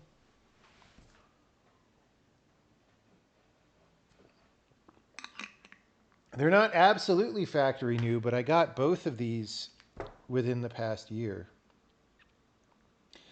And I've only been shooting them a lot lately. Like for the past 6 months, they were mostly in Florida and I was mostly here.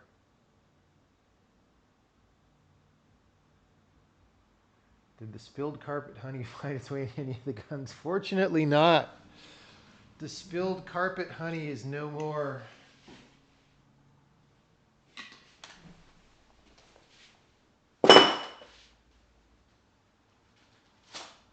Okay.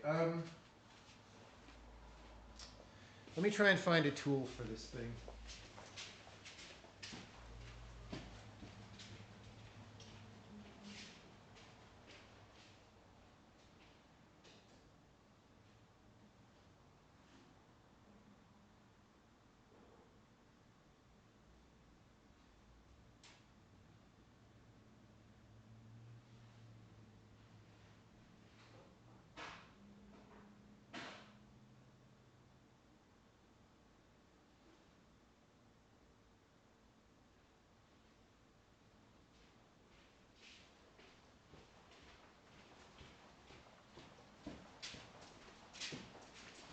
Here we go, dude.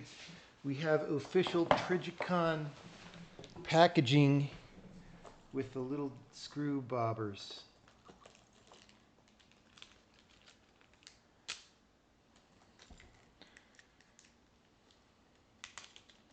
Let's see. Probably this one, right? Probably this one.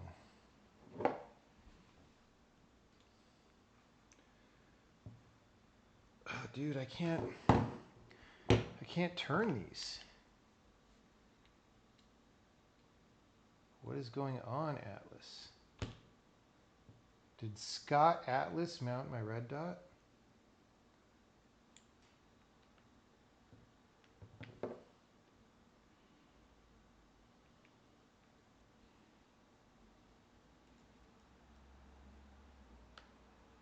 This is like the wrong size, I think. But the bigger one looks too big. I don't want to like strip everything. Yeah, this is too big. This is like for the ACOG or something. Well, fuck.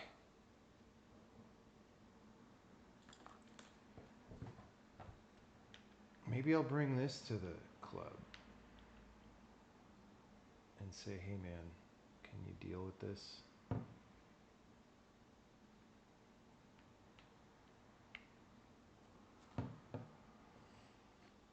Because I don't want to strip the... Yeah, this is like too small for these fucking things. What is happening?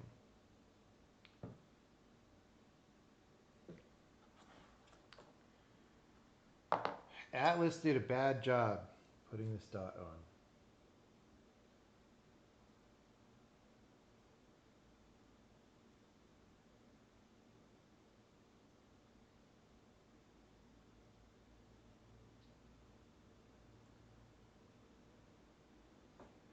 Atlas is garbage company. Well, most of it is good.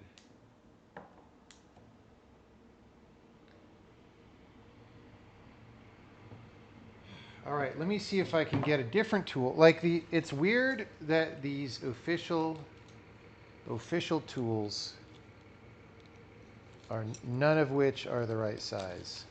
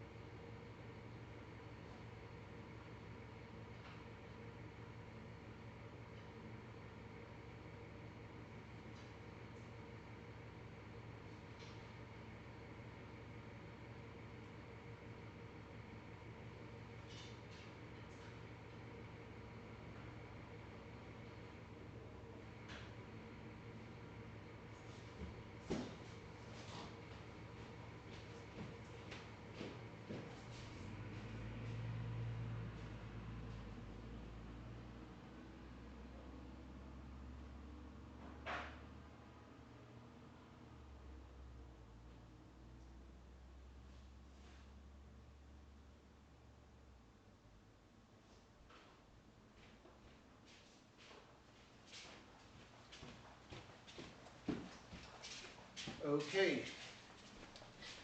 I have the iFixit kit, but I feel like these are going to be probably too soft as well. Or the wrong size or something. I don't know. Let's guess.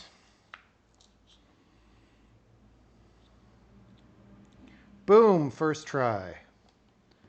First try, baby. Oh my God, these are just... Okay, I got it loosened. I got it out. Okay, we don't actually want to take it out. We want to put it in.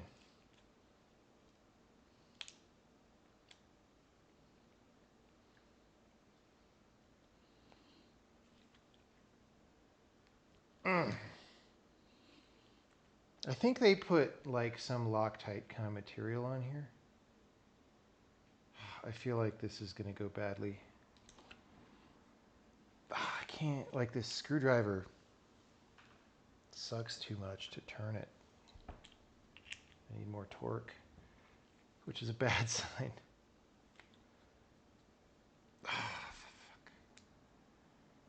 Anyway, so this one I got off, the left one here, but I can't get it on. Like, what is going on, guys? Maybe I should replace this with a different...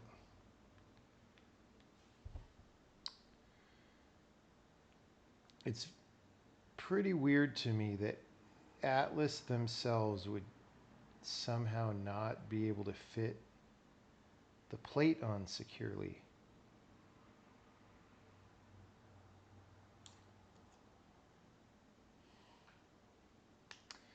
Yeah, you know, I'm going to bring this to the club.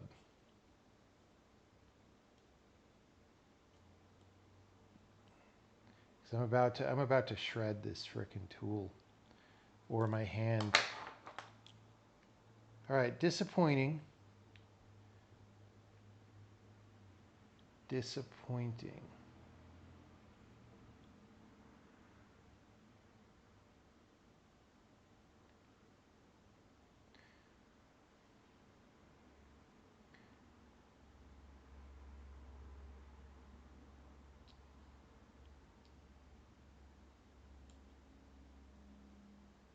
Dude, I don't know. The gun itself is good, but like this is so crappy. It's got to be a mistake, right?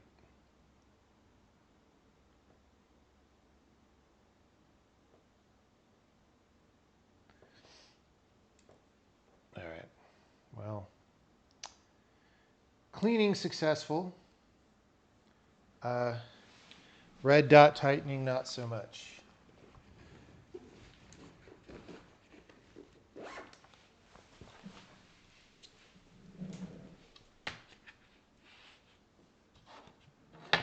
The screws might be too long. It feels that way. It feels like, well, one of them I can tighten up to a certain point, and then it won't go down anymore. I don't know if that's that it's hitting the bottom or something else. And then the other one, I just can't budge at all.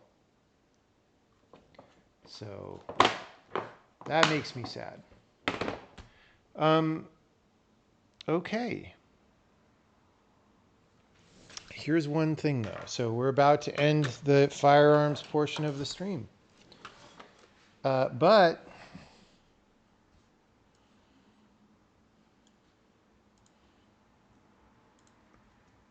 I want to look up this trigger before I forget, because I've been wanting to do that.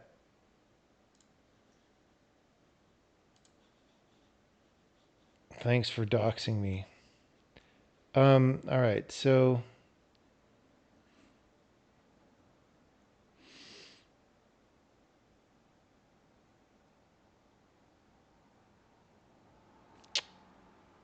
parts, slide frame, springs, barrel triggers. Safety isn't on the list.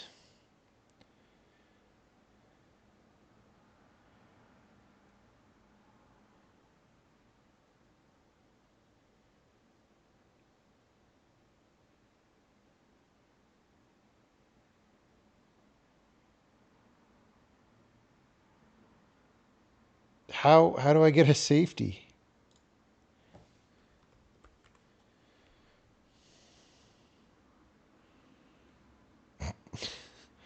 Okay.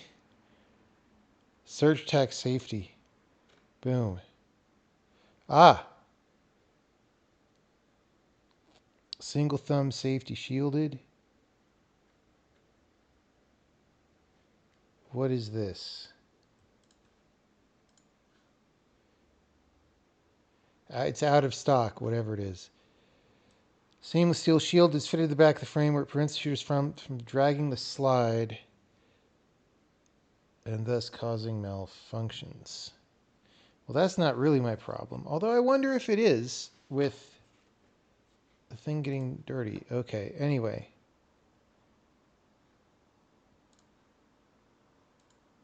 I think this is the one that I currently have.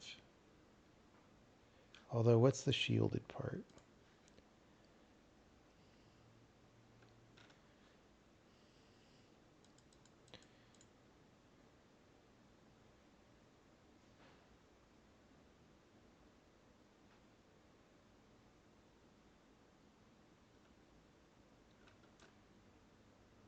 Yeah, I think that's the one I have.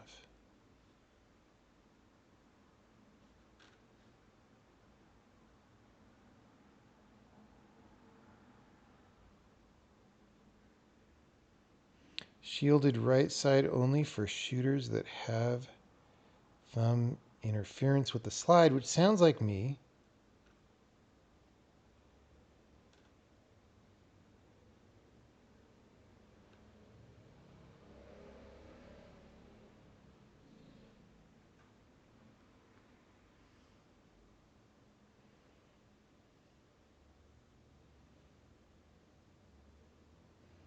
Yeah, I'm just going to bring it in and ask the gunsmith about those things.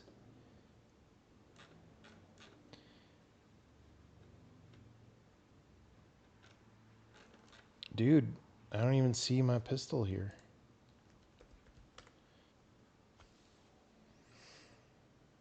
There we go. Did they drop the prices? Bro.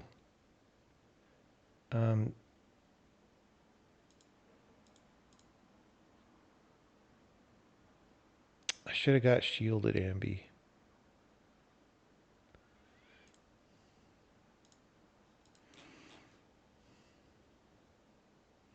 So they've got all their parts are listed as frickin' sold out. So what am I supposed to do?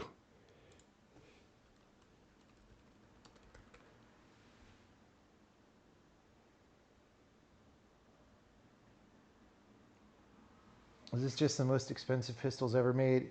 You can get more expensive pistols. These are the most expensive, like, these are high-end normal pistols. You can get, like, ridiculous race gun pistols or something.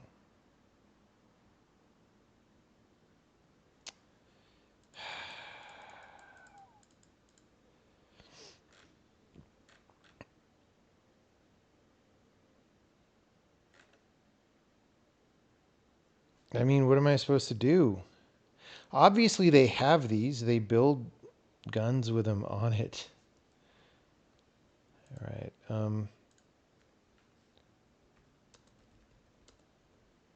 2011 shielded safety. All right. So other manufacturers have things. I'm gonna ask the dude because yeah. All right. Let's restore our camera to its natural order.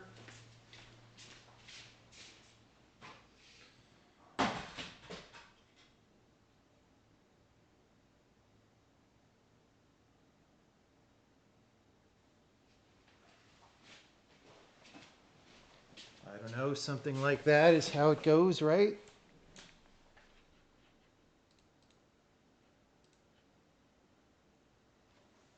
How is this camera positioned? Well, it is what it is.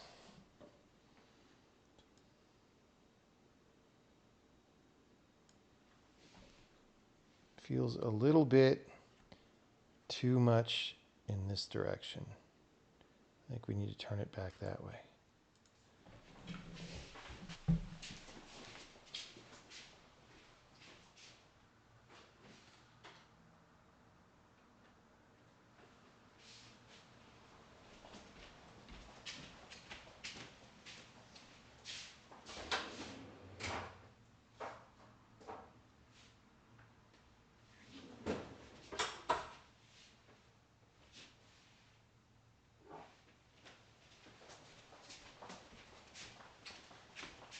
So I made the mistake of trying this 365 Whole Foods organic vanilla bean ice cream. It's not very good.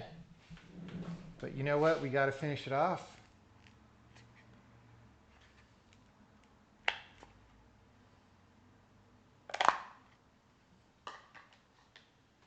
Hope you don't fire slap rounds. Dude, too soon.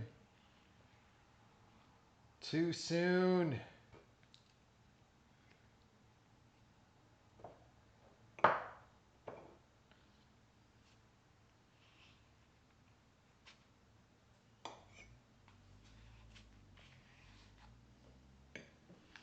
All right, we did a good job on the cleaning.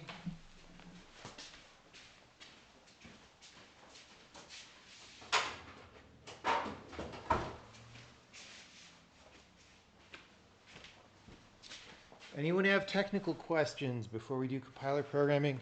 I feel like the programming is probably going to be, you know, like bug fixes and stuff for the evening. It's 9 p.m. already, so maybe not for that long.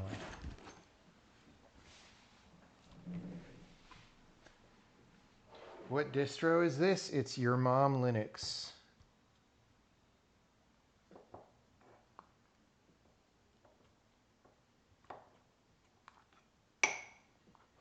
Mate version.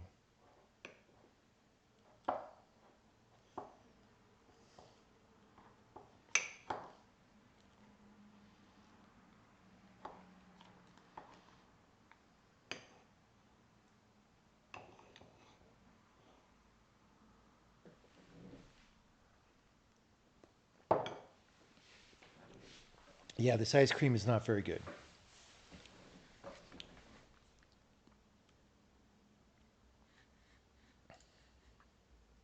How clean is it? It's pretty clean. It's getting cleaner. Okay, I'm going to go into high security mode for a second. And I'm going to look up a user bug report.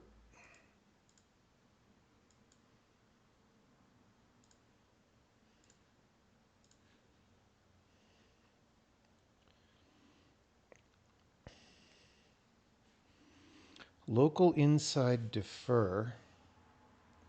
Uninitially. This sounds like somebody doesn't understand the programming language.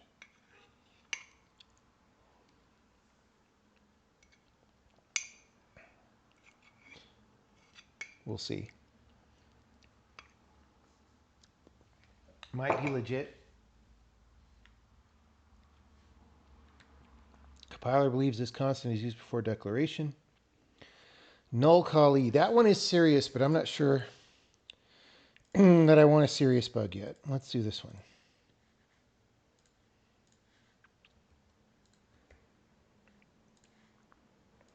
Okay. We could also do Sokoban bugs at some point. If I get sick. I've been doing a lot of compiler lately, so. All right, let's see what this is. Time function. Start is RDTSC.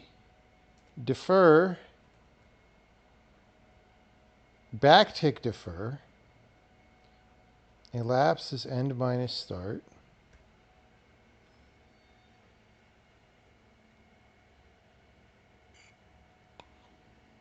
Early return somehow makes end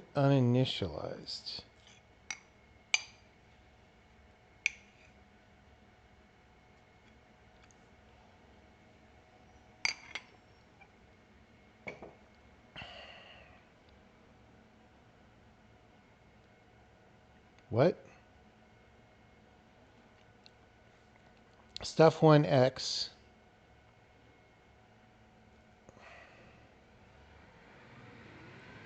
Oh, I see. These numbers are...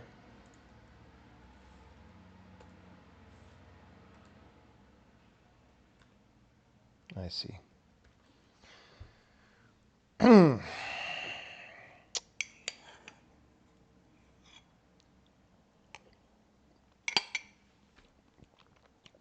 This certainly is a bug.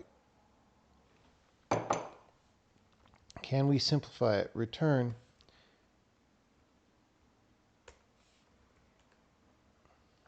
Still busted, but we comment out the return, and it's fine.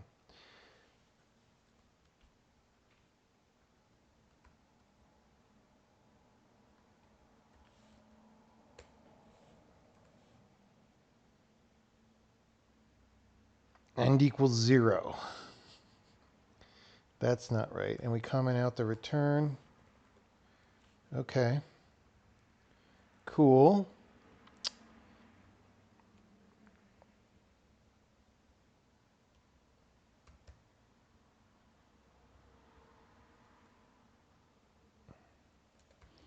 So let's just see how this comes out differently.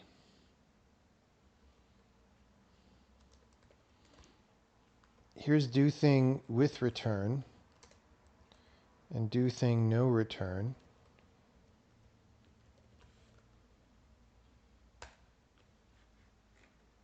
Okay, let's...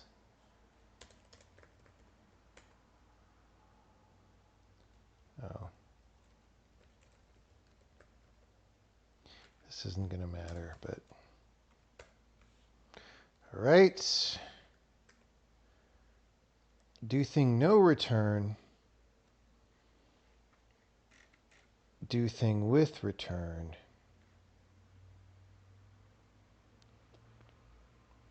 They both have stack size 0, which seems fucked.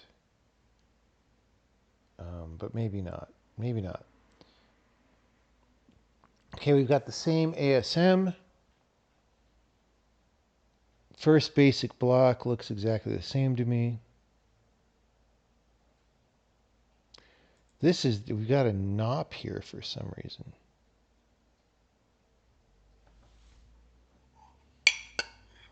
Which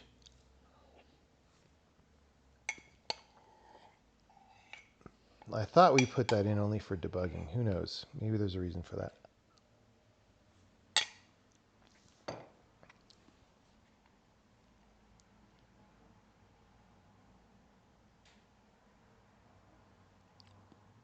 This is all the same aside from the NOP. This is all very different though.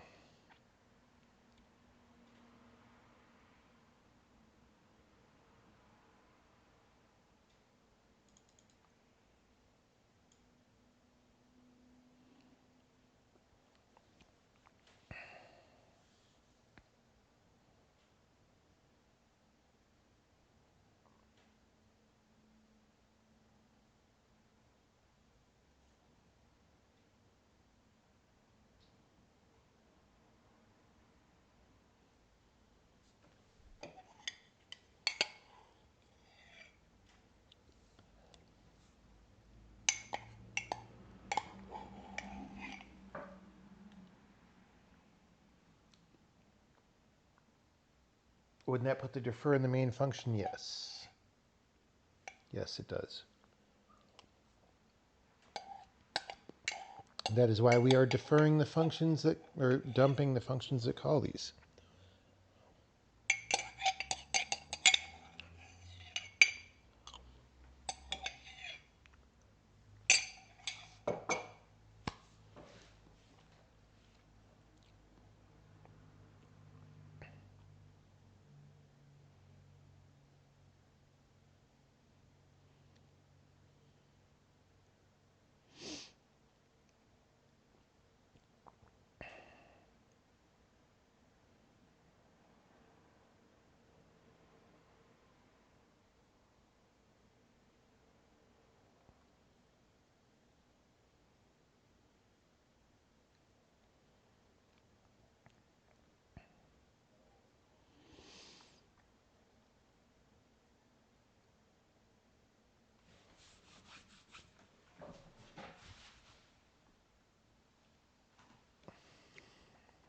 Okay.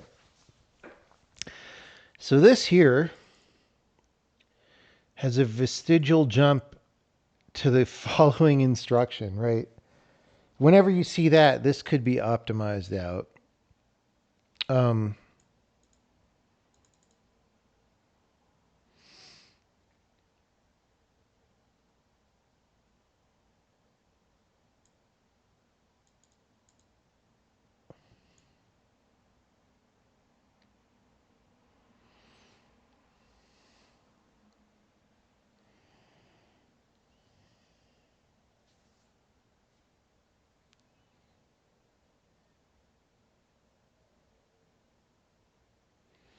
See here, we're jumping to 3 for some reason.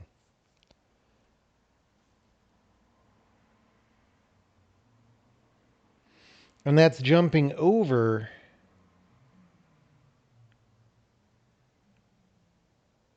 Well, let's see. This is being generated by the return, I guess.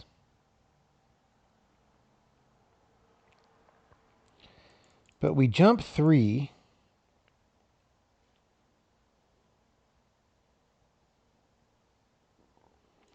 V12 is V13. V13 is fucking uninitialized. Okay? So that's bad right there. V13 doesn't get assigned till there. Why is 3 in its own predecessor list? Twice. Dude, there's so many things wrong with this right now.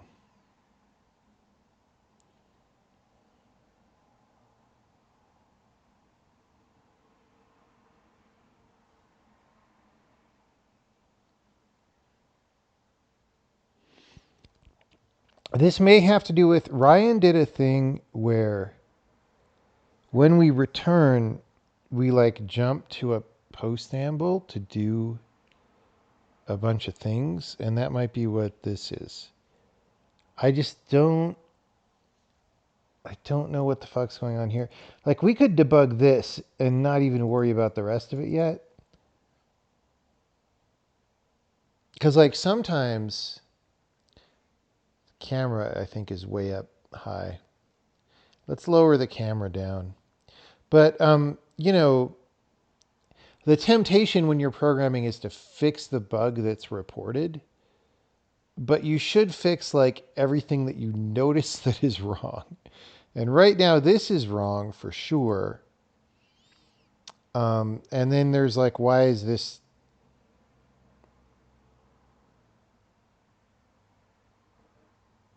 Yeah, I don't know.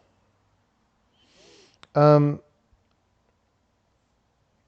like this is using V12 as well, right? Oh, V12 is copied from here. That means this was allocated first, and then we did this. This is really weird.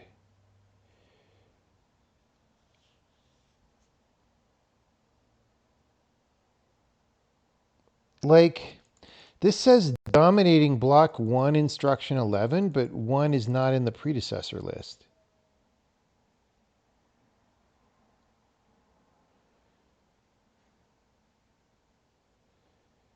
Oh, I guess.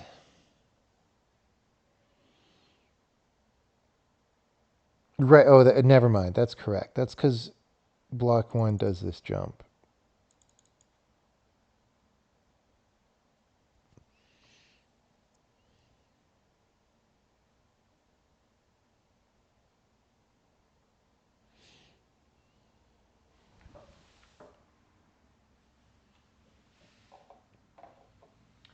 If the variables in the defer return to memory on the stack of the time function which returned, I think you're confused about the example. Okay. I think you're remembering it wrong. This is what it is. This is not a function. So things in here are in the stack of the caller. This macros don't have their own stack. Let's put it that way. Okay, if I run the debug compiler, which we should make sure is, whoops, no, don't clone a repository. What the fuck? We're going to make sure the debug compiler is up to date. We can generate a version of these dumps that uh,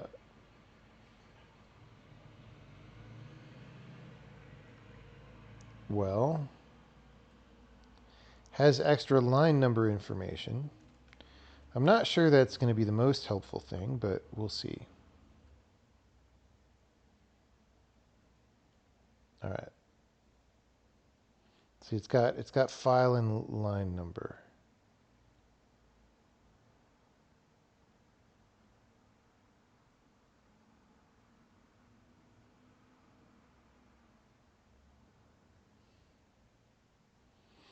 Well, really file or just line number. So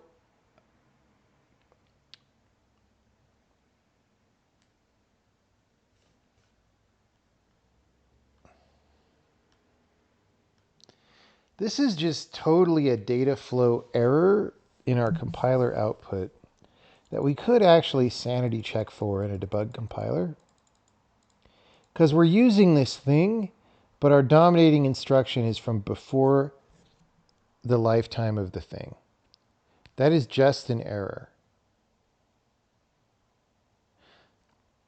I don't know how common that case is, but oh yeah, I was going to make the camera go down.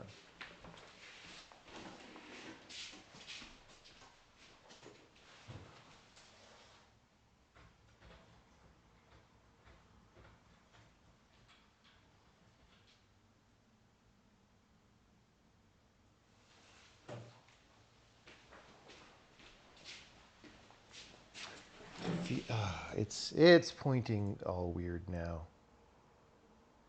Let's get a little more.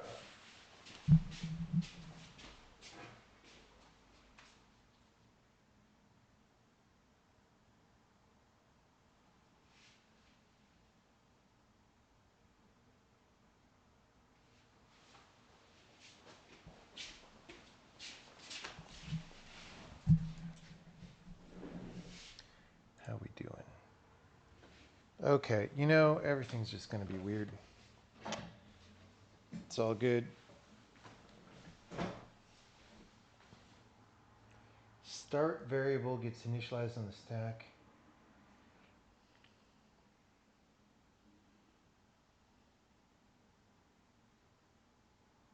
There is no defer in main. What are you talking about main? There's no defer in main.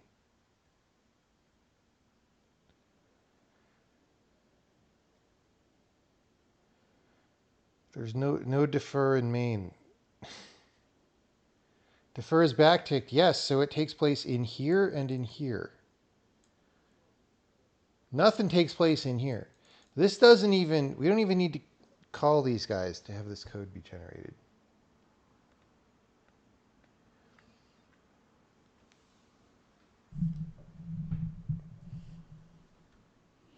Defer being backticked means it happens in the function and not the macro. It doesn't mean it happens in the caller of the function. There's no way to make that happen if that's what you're thinking.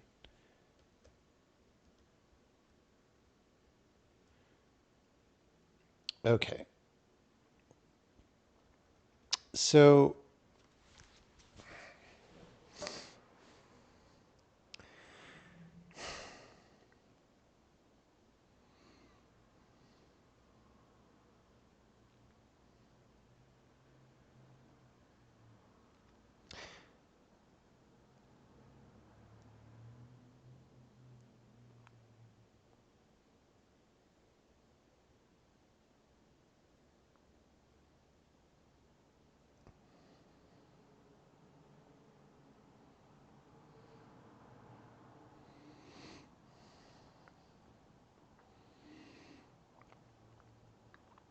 if I go to line 2379,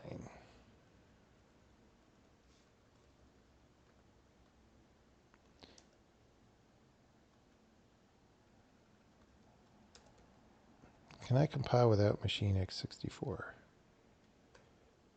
Yeah. All right. So, or without basic. Repro. And so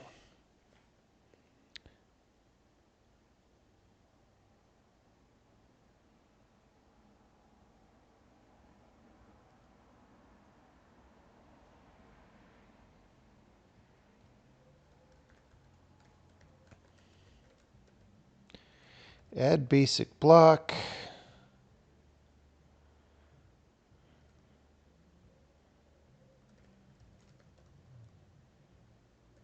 Yeah, we're just going to do this.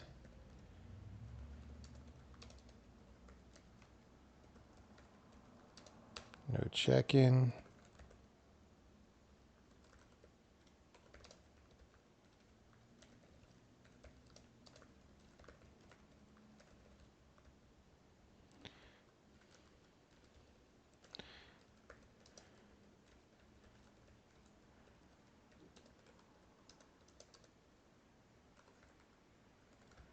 All right.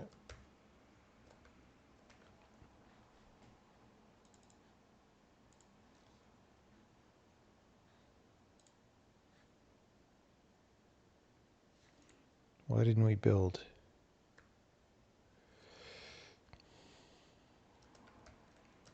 I think I just hit an extra time. Yeah, okay. So, hopefully we hit that. Okay, this is going to be basic block 0.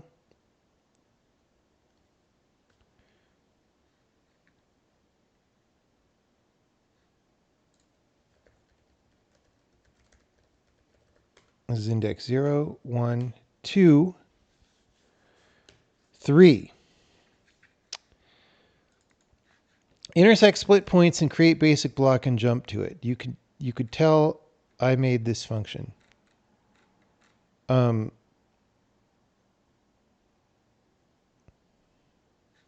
Predecessor is going to be 2. Basic block index 2. So that's fine. We add basic block 3.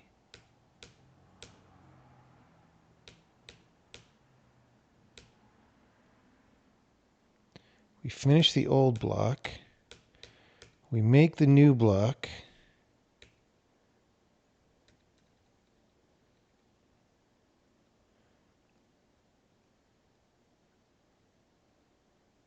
Okay, so now, new block, predecessors, has one thing, and that's 2. That's correct.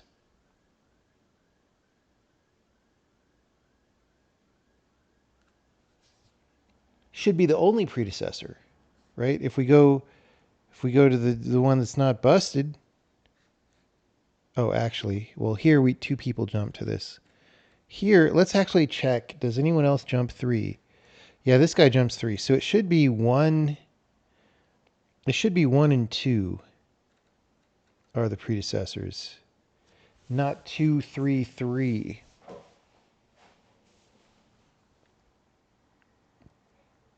That's probably why. That might be just why we're getting the V13 wrong. All right, so split point. The split point stuff, it sounded really simple when I did it, and then it's been so long I get confused by it. Dominating block is basic block 1, instruction index 11. Split point dominating. Merge dominating. Let's just see what comes out of this. New block predecessors. Doesn't get changed. Good. Let's see when it does get changed.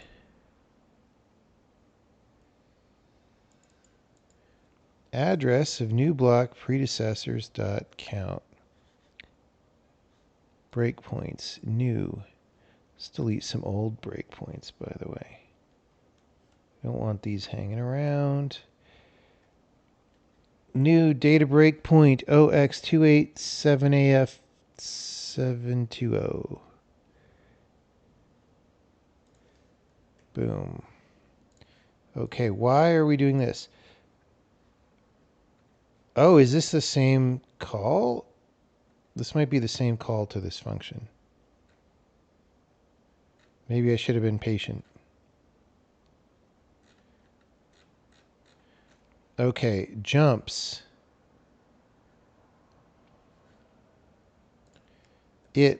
Fucking Visual Studio, dude. This program is such a giant piece of shit. I can't fucking believe it. All right, well, I guess we get to find out.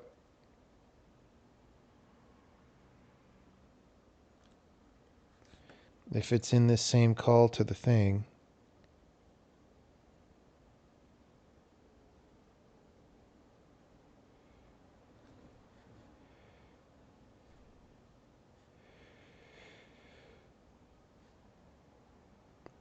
Yes. Okay, so for some reason we have a jump in this jumps array.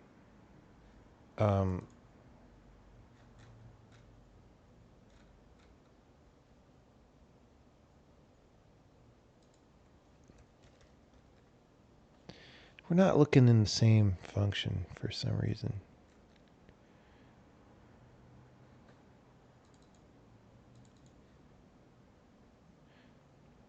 No, it's BB. BB. BB.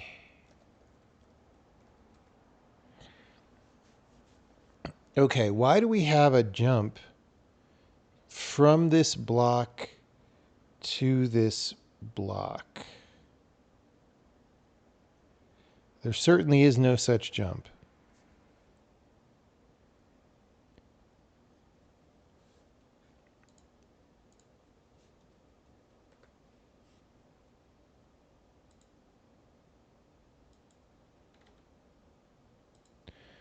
Jump patch.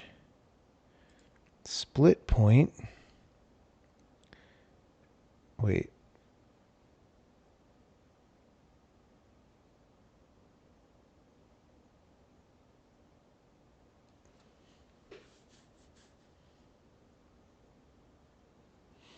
Oh, this is people jumping to us.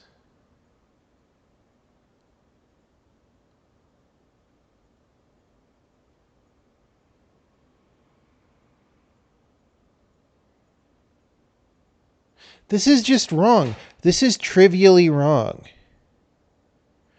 We're adding the wrong thing. We're supposed to add the place.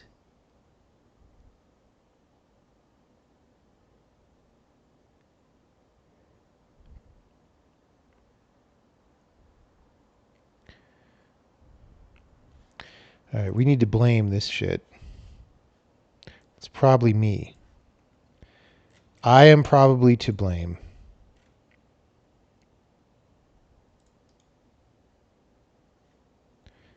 Blame. If your source control program does not call it blame, what is it that the milquetoast GitHub people do now instead of blame?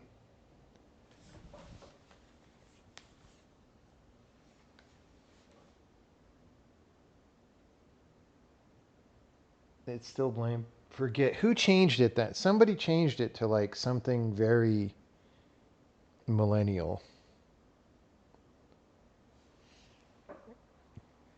I forget what it was. 5823. Oh my god, it's not me. Wait, this isn't the same. This isn't the same line. Bytecode builder. This is a for loop. Oh, add basic block. Jump patch. Nope. Yep. Nope. This is me. This is me. This is BB. It is adding to its predecessors its own index always. That is fucking trash. Okay. Question is, how do we get the index?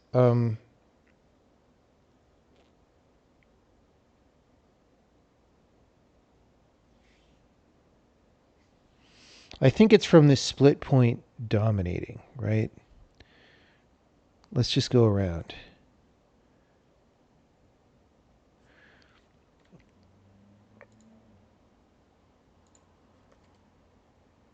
It split point dominating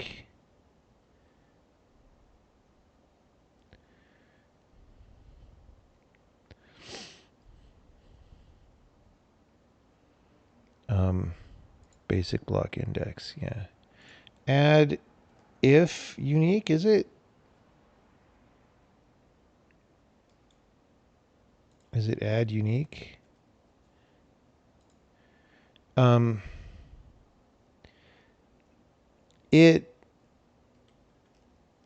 It split point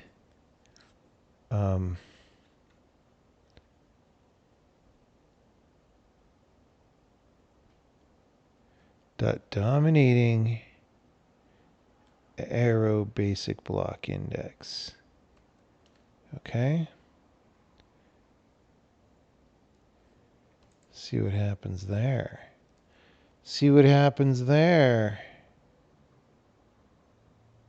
Hey, look. It's got the correct dominating. It's still fucking using the wrong value. So we didn't fix that problem.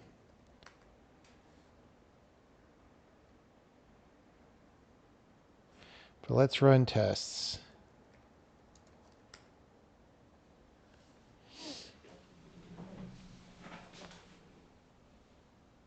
Thinking of the master brand? No. No. They were all, I mean, there was definitely the master thing.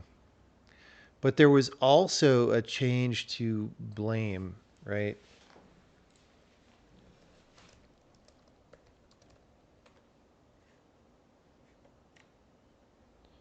Inspect. Consider renaming blame to inspect. Rename blame to praise.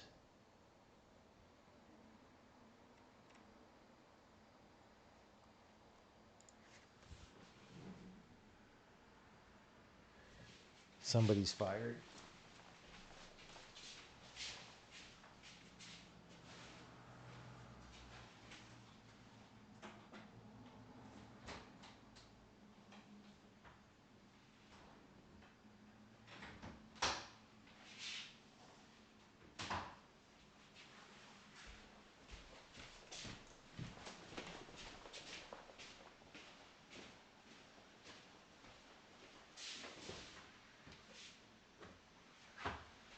Somebody is fired.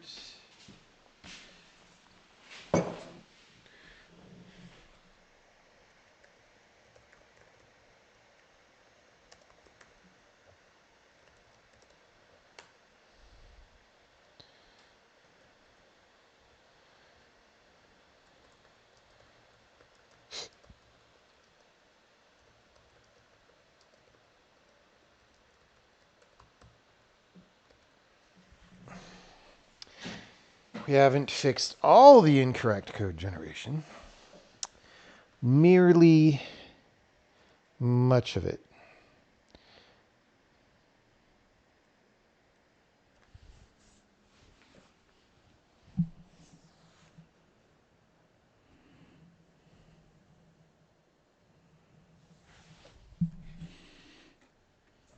Let's make sure this runs.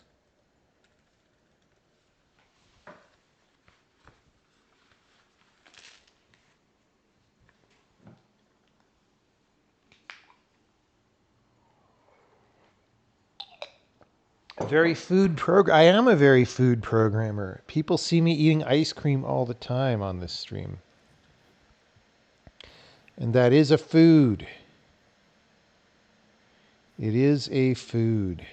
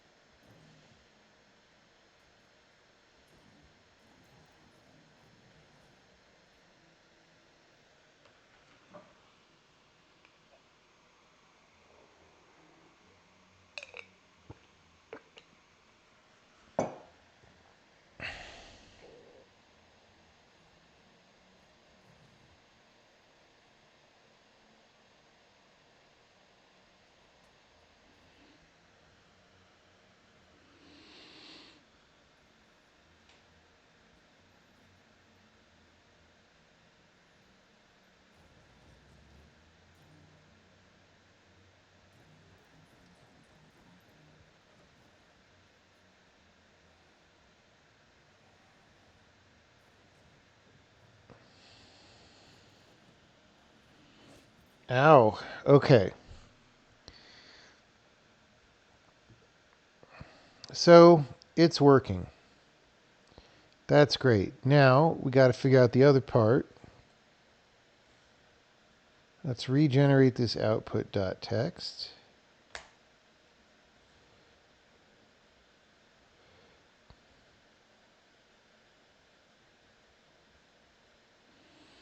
We are still using v13 when we ain't allowed to do that.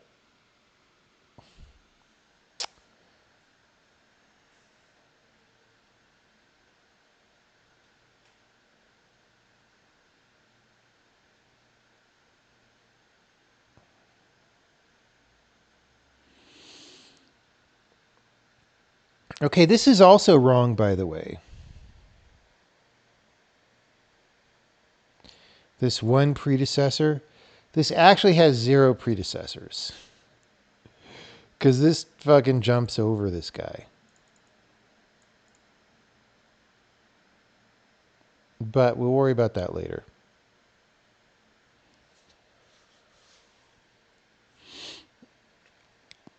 That doesn't, I don't think, matter for this. Except, I mean, v13 is happening in this place that has no predecessors. Okay, this is weird because these are like kind of the same.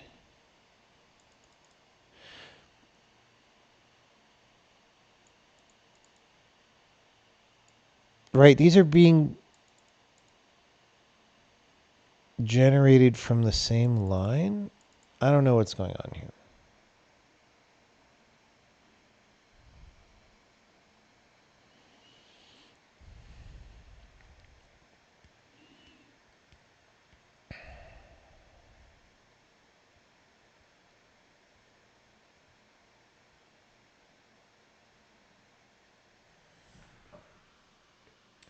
This looks hard. It is kind of hard.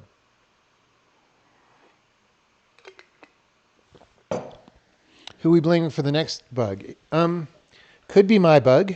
Could be Ryan's bug. Could be Ryan's bug. Let's see. Could be anybody's bug.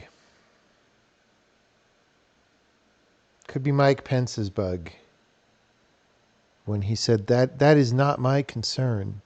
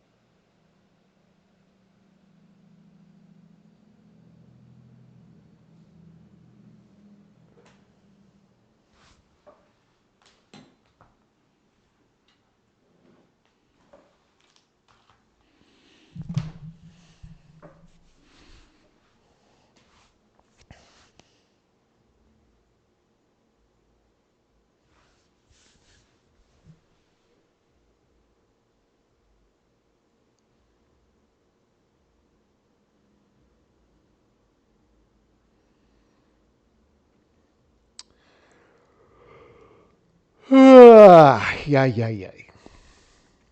Let's see. If it's Ryan's bug, I could delegate it and go to bed. If it's my bug, then I can blame myself.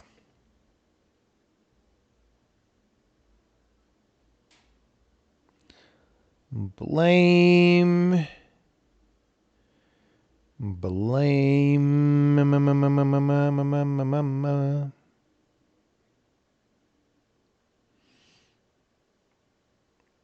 All right. So line 2387. Let's look at what that is.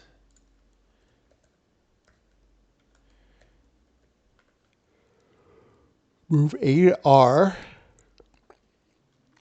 Do placed assignment. Okay, so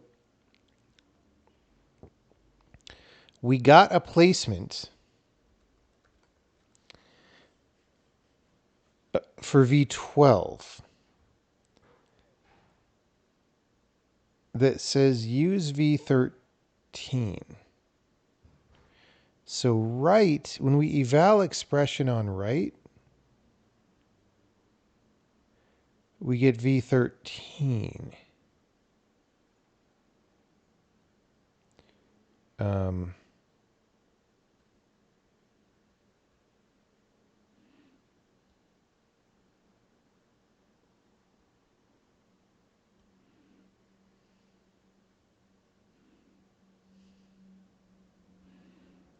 All right, so we're going to do this again.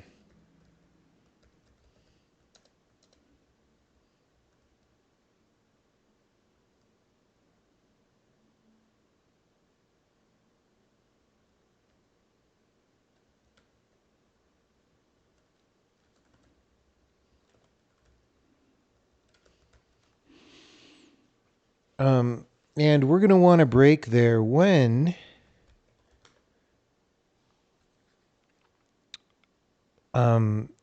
probably right line is 8, but that happens on both of these, so it's going to be the second time.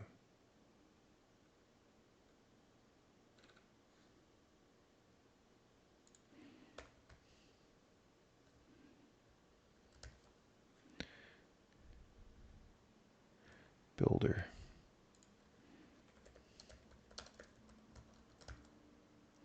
Okay.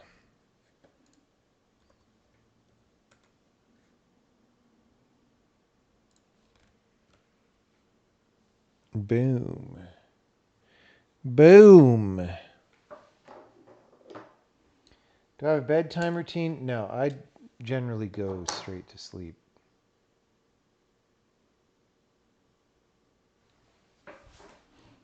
What am I looking at? This is bytecode output of the compiler. And it is wrong. It is wrong. Okay, so 5. That's going to be this one. So the next one's going to be 8. That's good, but it's the wrong 8. Whoa. Oh, maybe? Maybe it's this one?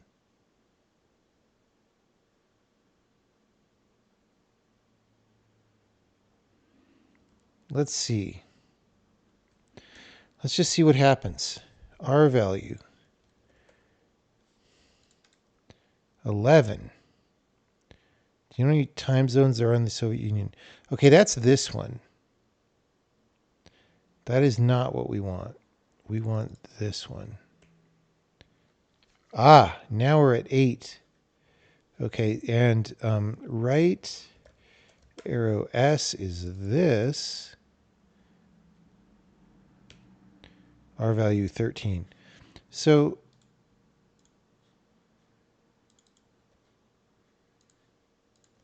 now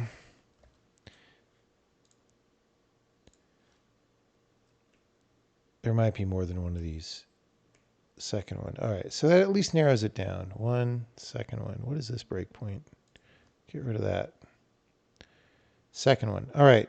So I go to the second one. I go here and we get a 13. Okay. Why do we get a 13? Placement. Small r value. 6. Really? I bet placement register satisfied is false. Yeah. So we make a new...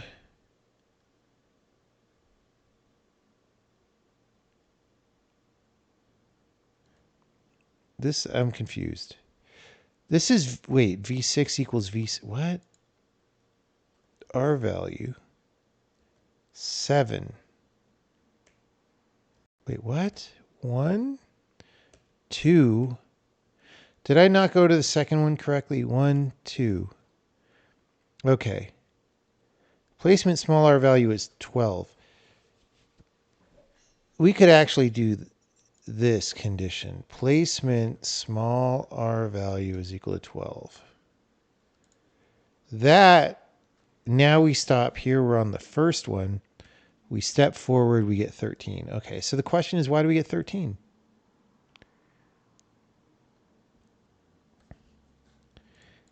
Expression. Procedure call. Oh, it's the fucking macro return value, isn't it? Fucking cocksuckers.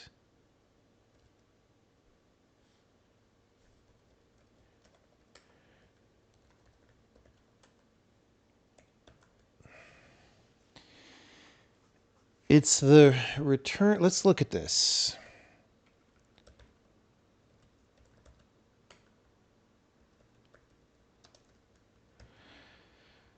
This returns U64. So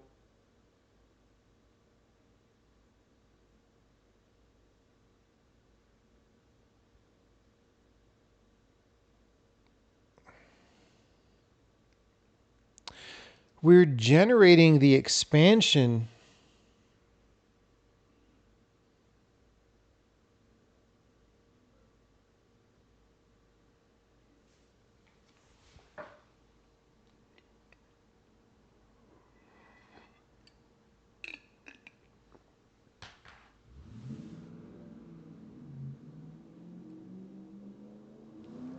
We're generating the expansion of the macro and putting that return value in V13. And then I think we store that fact on the procedure call. We're going to find out.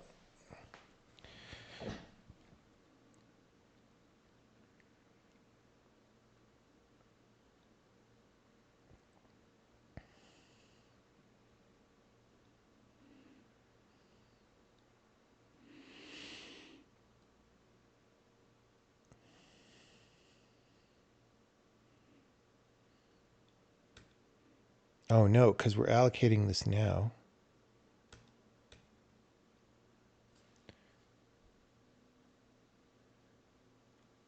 See, we're emitting this call more than once.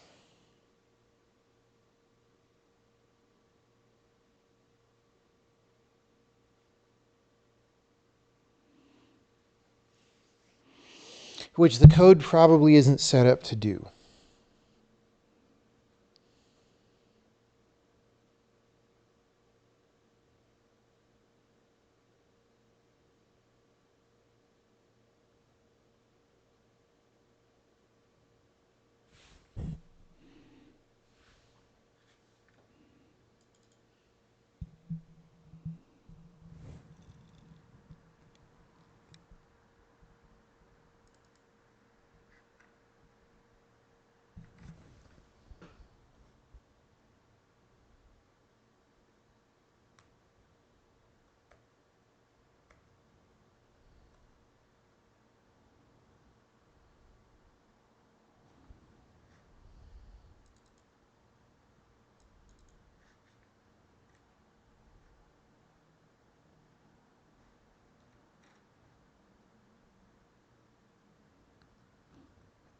Right? The fact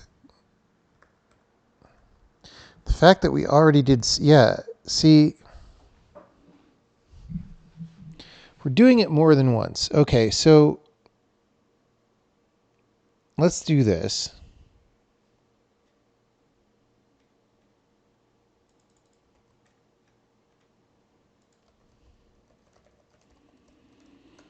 So what is this initialized to?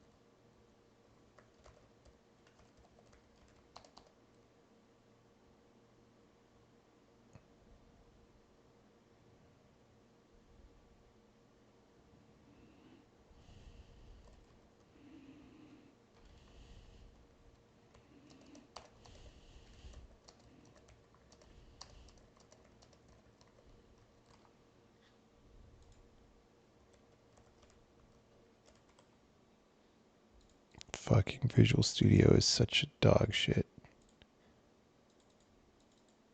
Just tell me the fucking... Everybody's fired. That used to work in many old Visual Studios, and now it doesn't work because they're IntelliSense-y. All right, so...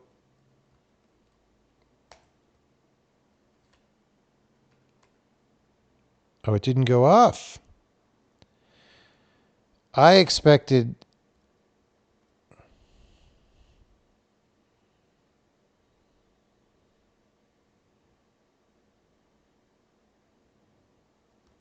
that to go off really terrible.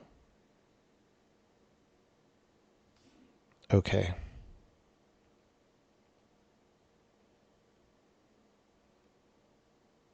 Oops. I think I skipped. So our value is 13. Yes. So we go down here.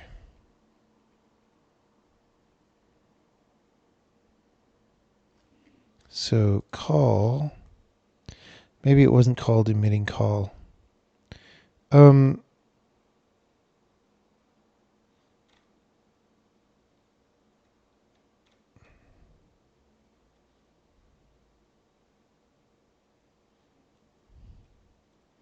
Except it was.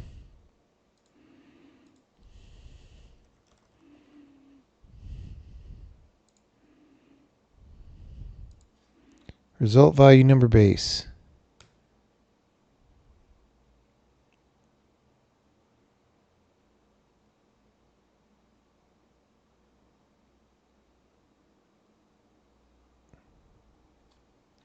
Result is 13.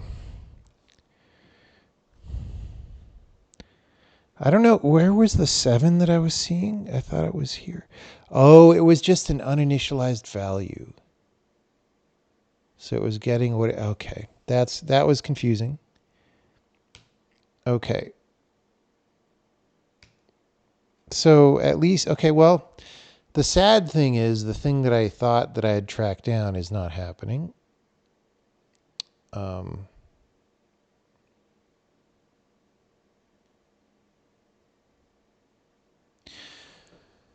Why... Okay, guys. What the fuck? Here's the thing.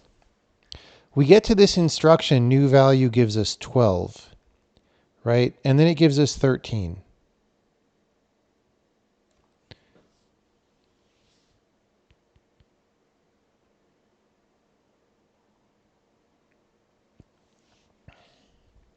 So first of all, we should be up to 15.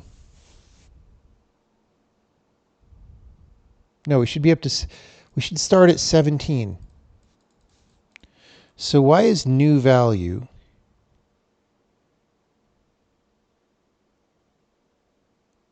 giving us 13 when we already went higher than that? But weirdly, it's the right answer. So I kind of don't get it.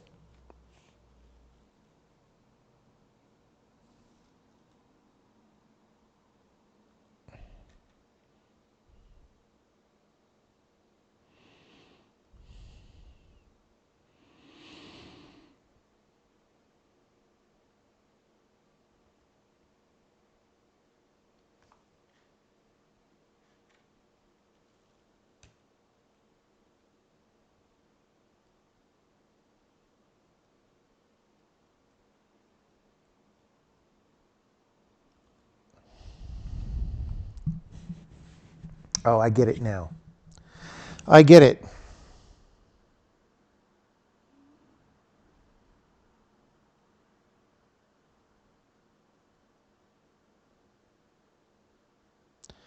We allocated these.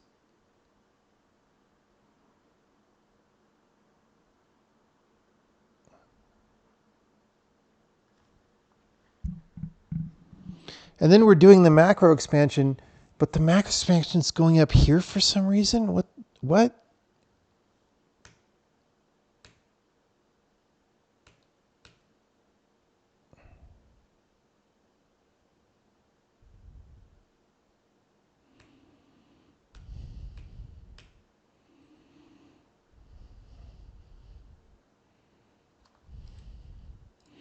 current bytecode.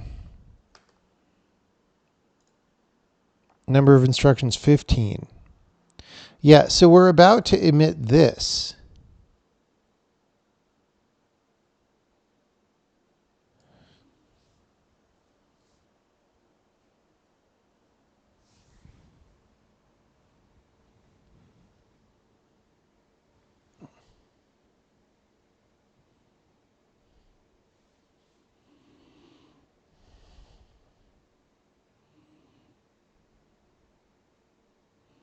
Okay. I think really maybe the mistake is just this return instruction. Okay.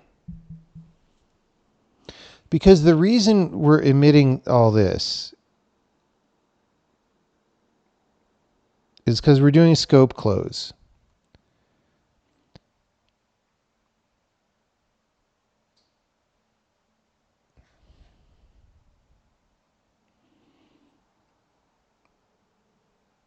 You got to do scope close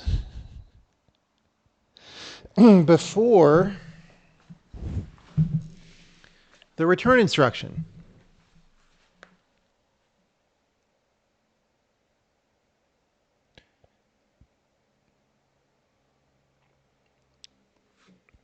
This would all be right if that return instruction were not there. I understand now. Looking more and more like my bug. Oh, maybe not. Maybe not.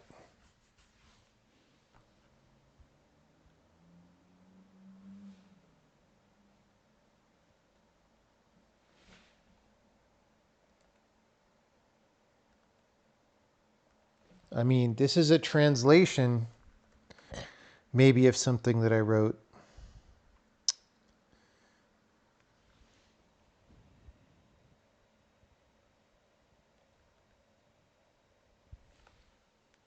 So we're doing scope close right now.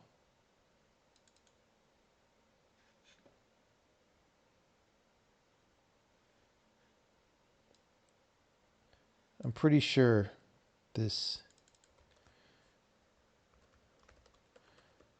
I'm just going to put that there because I'm pretty sure we don't need that if statement anymore. That's old. Although maybe not.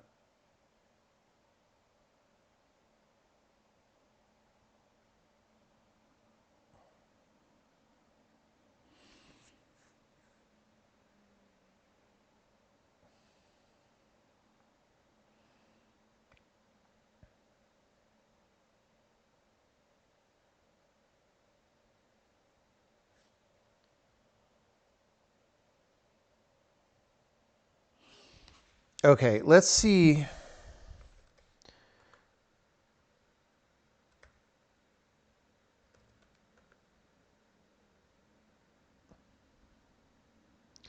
Let's see why we omit that return instruction. I mean, I kind of just saw, but I kind of didn't.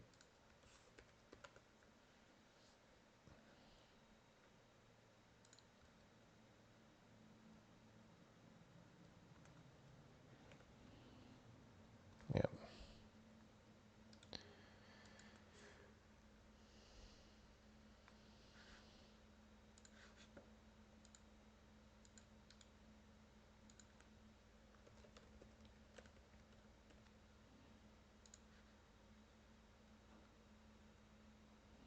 Okay.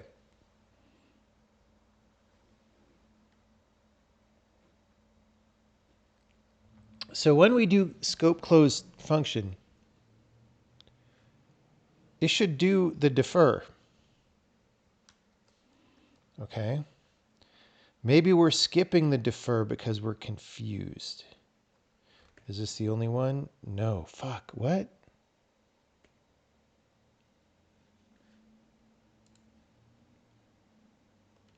Why are there two?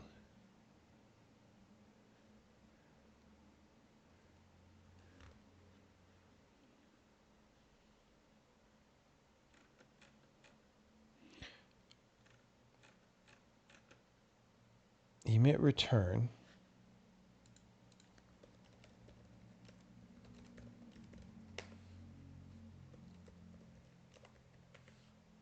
$28.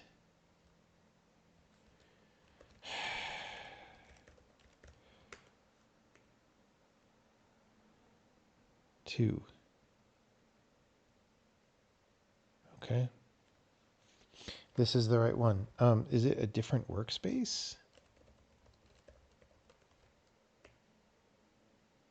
Yep. Okay. Cool. So we go in here. I bet we're skipping the defer incorrectly. Do we even have one? Yes. We have a defer. Boom.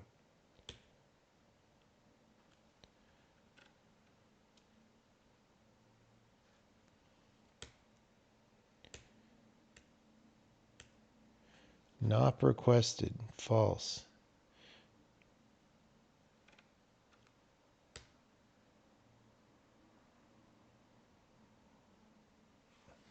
Okay.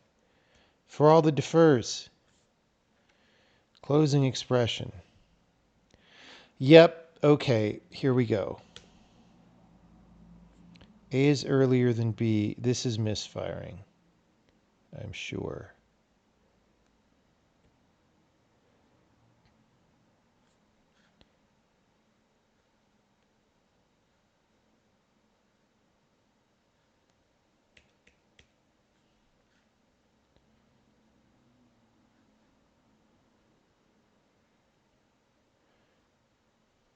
Okay.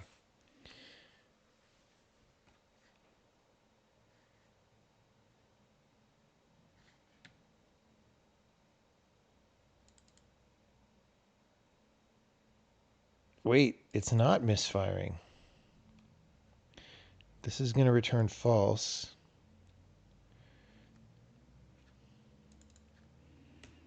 This is the old A is earlier than B. Okay, well, interesting. We have the defer.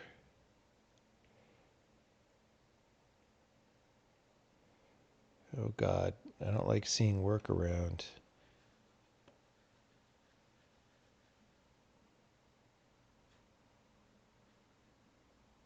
Mm-hmm. Mm-hmm. Blame.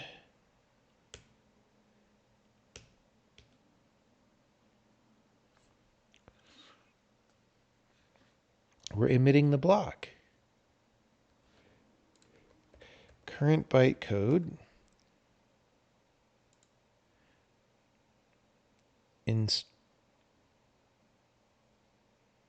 Number of instructions 7. All right, so if we go back here, we've done this. Wait, really? So we're here.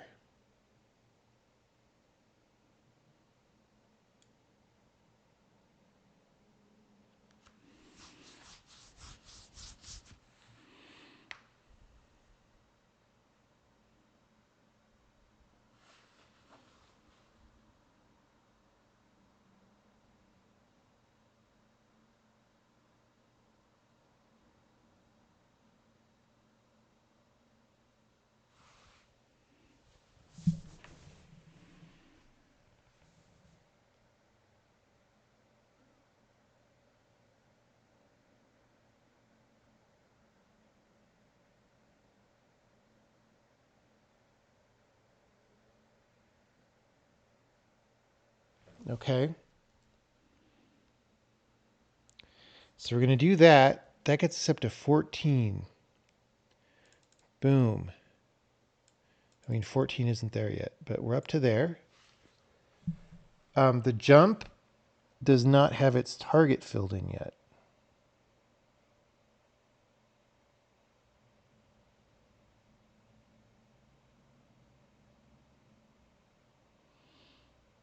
Okay, this is already kind of weird and wrong. How did it go in the other one? See, here, the jump comes after we I guess I don't know what these are.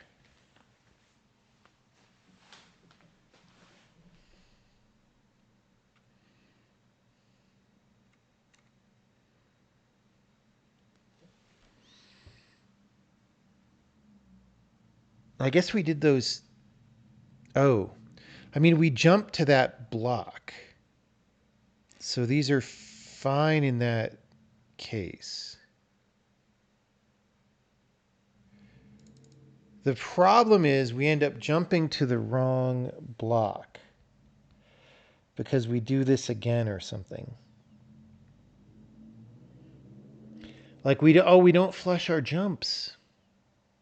The jumps are being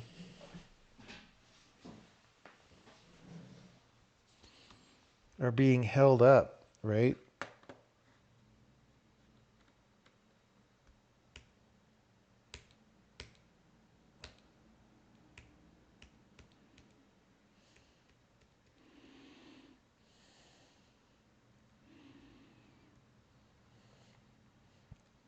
Okay. So this is this return.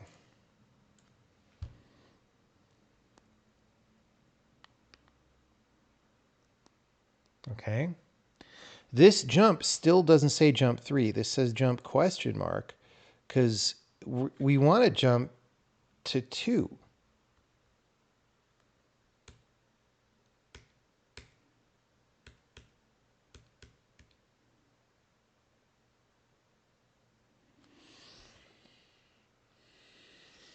Now, what's the thing about the jumps?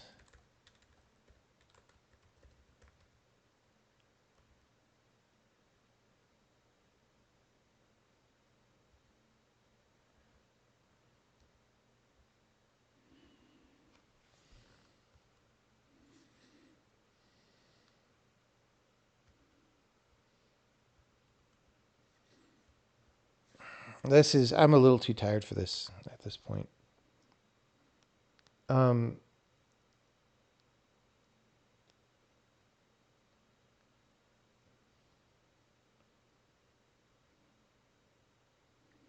Okay. So what's going on? The return statement, it is causing us to do scope close.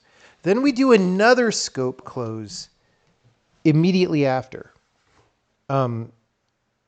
Because it's the end of the function, right? And this is dead code because there's a return before that, but we don't know that that's dead code, right? Now, this thing here that patches these jumps is like not being called correctly at the right time or something. If we were patching this jump at the right time, this would say jump 2, and then this would just be dead code and we would be fine. I mean, we'd rather not generate it, but it's there. It wouldn't be harming anything. The problem is we're saying jump 3 instead of jump 2.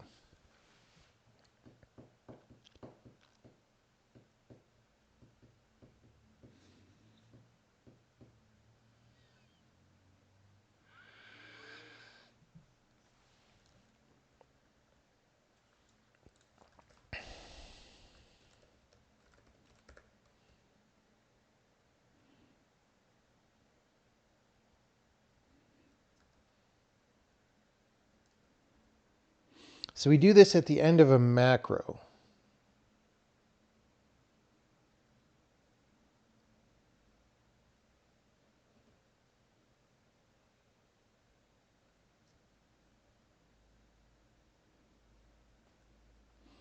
So we should have done that. Maybe maybe the jump's not buffered yet for some reason. Right? So jumps, where are the jumps? They're passed in. Return jumps, requiring patching. It happens here.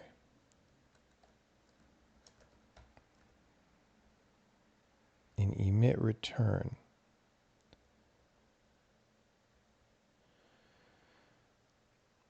Only at scope close macro.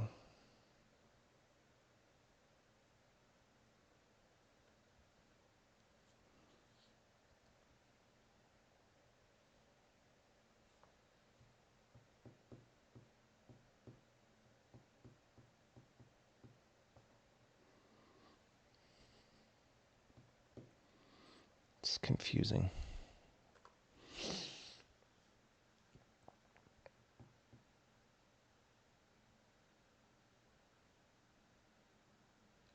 So this is 2836.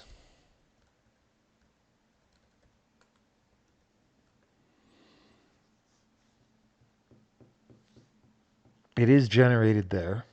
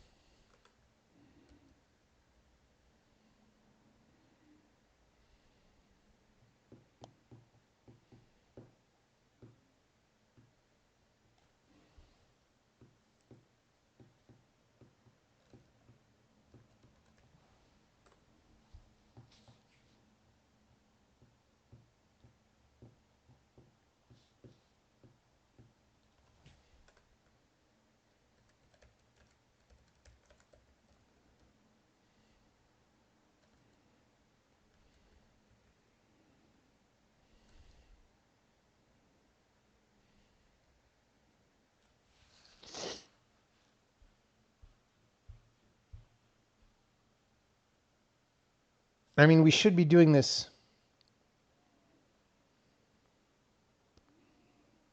right after we emit the macro block.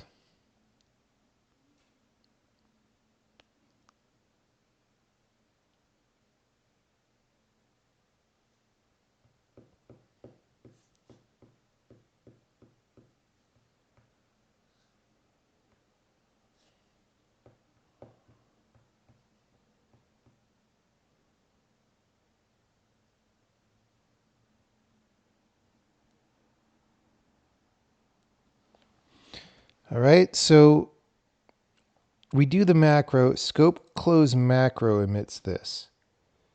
It's jump question mark. Then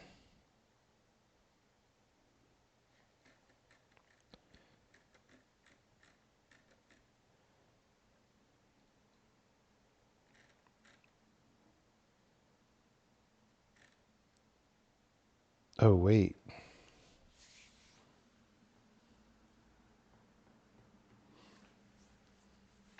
Dude, this is so confusing. Sometimes you just wish that it were simpler.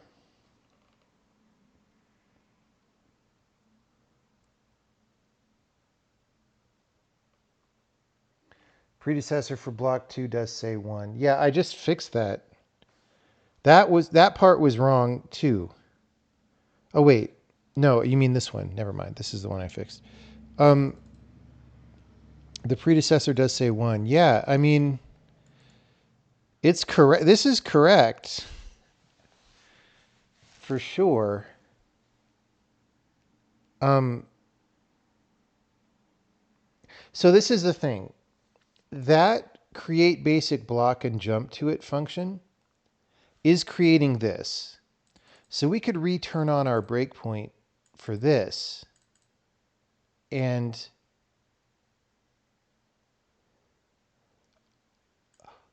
I wonder if the following thing is happening.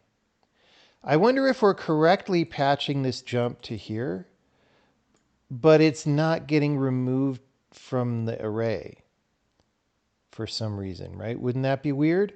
And then we would repatch it later with the wrong fucking address, right? So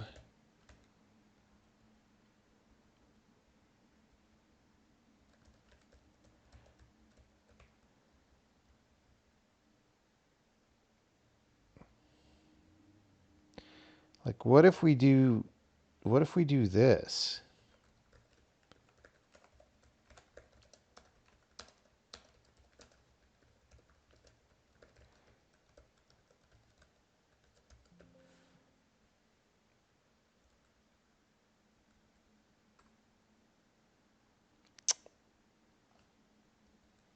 Mm-hmm.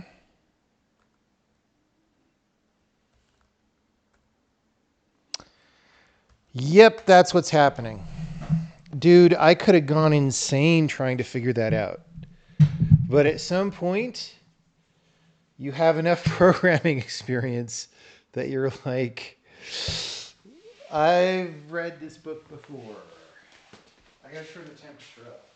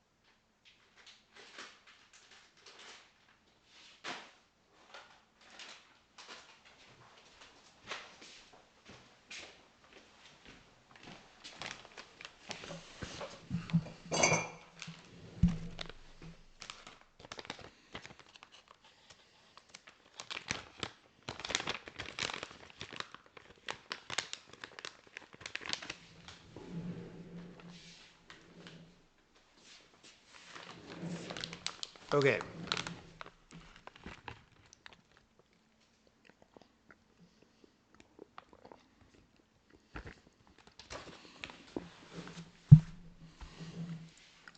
We were tired.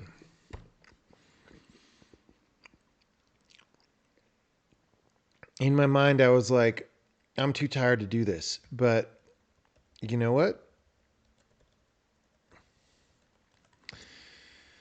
Made progress at least. If you can just do that every day, you make things somehow. Miss streams on Florida Times. Listen, man.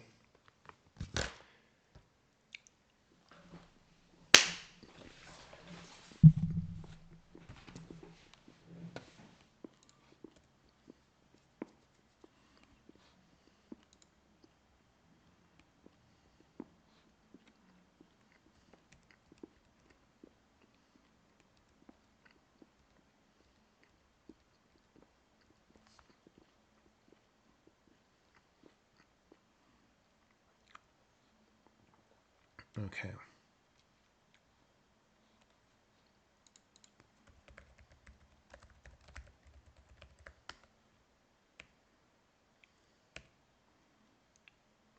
Okay.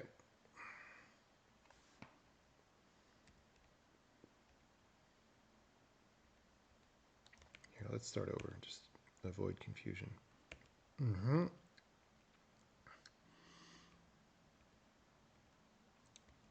So we go there for 1, 2, 3.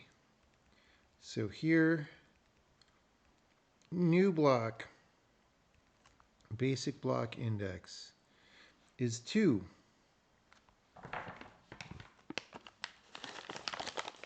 Because we incremented it right before. So this is the right one.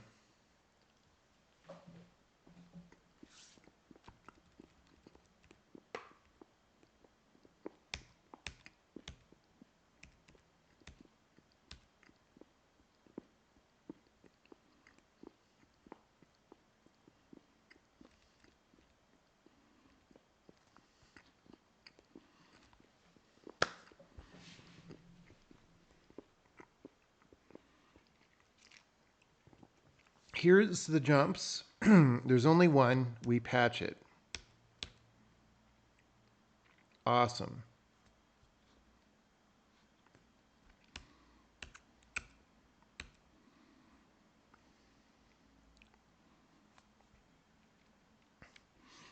So where does return jumps requiring patching get cleared?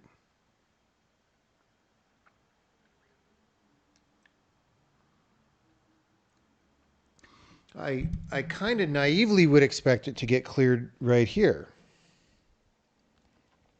Where is that supposed to happen? Return jumps requiring patching. That's where we add it. That's where we...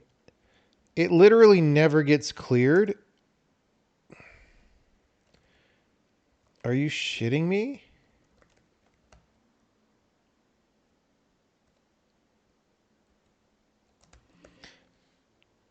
That's quite an error.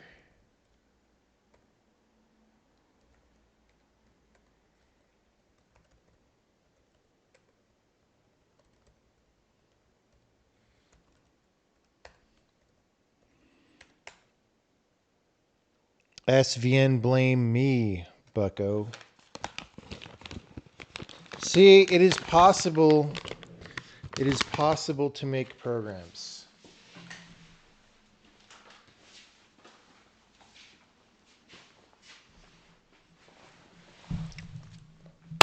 All you have to do to fix bugs like this could have been, if you approach this kind of thing incorrectly with not enough knowledge of the code base and you're kind of distracted and you check Twitter every 10 minutes, that could have taken a week. We did it in like, I don't know, an hour, less than an hour and a half. I don't know. It wasn't that bad.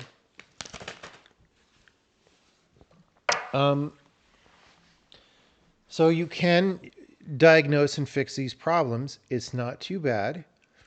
All you have to do is buy a Terran Tactical Sandviper and then an Atlas Athena and go shoot a couple thousand rounds through them. Bring them home, clean them both thoroughly, get upset about how the red dot isn't mounted very well on the Athena. Go to the Atlas website and see that all their parts are listed as sold out. And then fix the bug. And that's how you do it. And there's vanilla ice cream in there somewhere.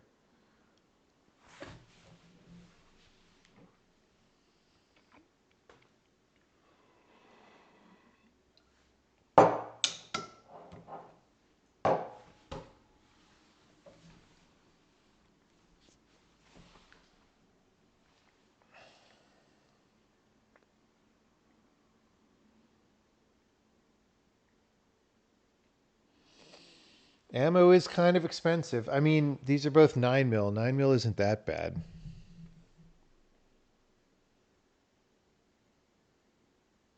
I want to find out the price. Okay, so the next firearm on the list is not available yet. It is this thing. This is too tempting not to get.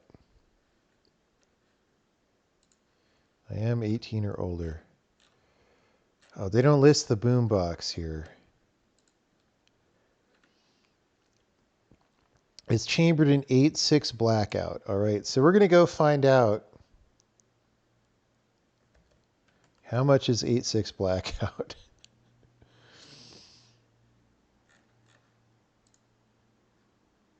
Rifle ammo. Not even on the main list. View all rifle calibers. They don't even have it.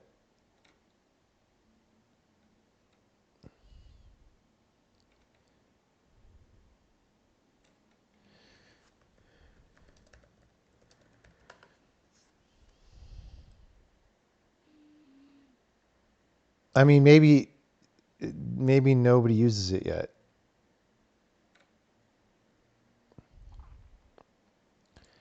Find in stock 8.6 blackout, 220 grains,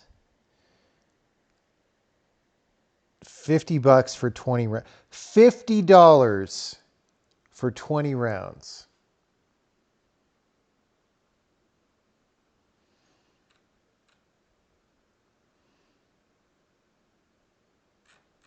Okay.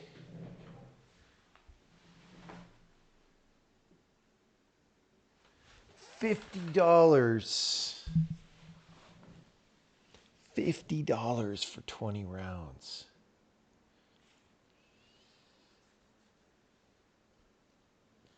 It doesn't seem to matter if it's 300 grains subsonic or 220 grains supersonic. I think that's supersonic.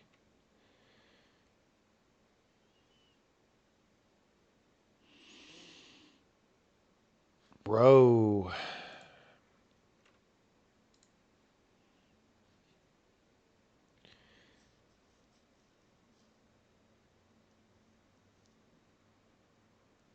Right. Okay, by the way, a 5.56, a typical 5.56 bullet, you just saw numbers like 220 grain and 300 grain is like 55 grains. 55 to 77 grains. So the rounds from the boombox are 4 to 6-ish times as heavy as 5.56.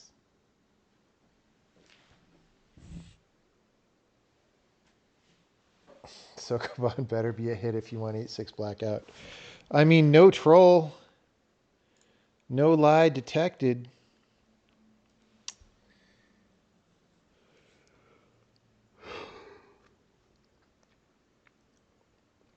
What's a grain measure? It's basically the weight of the bullet. Grain is a special measurement of weight used only for bullets. How much is it? Grains to grams, for example. It's that much of a gram. So let's do this. 220 grains is 14 grams. 300 is 19.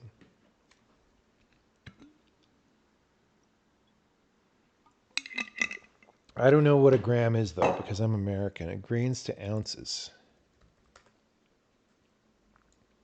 220 grain is half an ounce.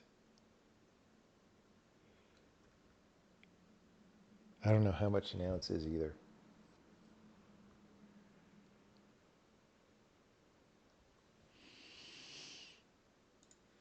You need to find the elusive 1 grain bullet. I mean, you might be able to get that. There's like, I saw some video with like shotgun shells that were just filled with tiny, tiny drops of lead. Birdshot is way more than 1 grain, right? You don't really measure shot in grains, I don't think.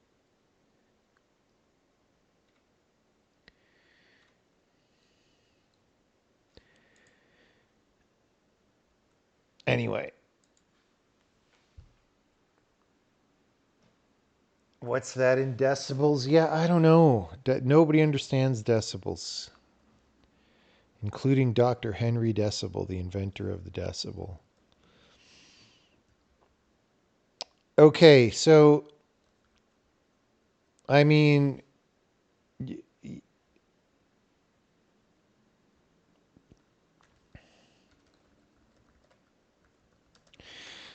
so the question is, how do we make this time example into a repro?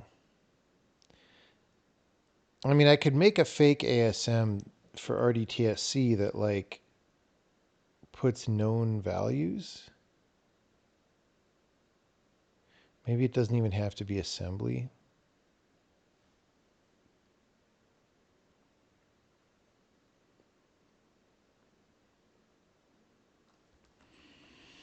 Build up resistance to larger grains. Well, if you think that's how that's going to work. You know, I never put this one in a test either. Tests, features, memory, debugger, leak, aggregation.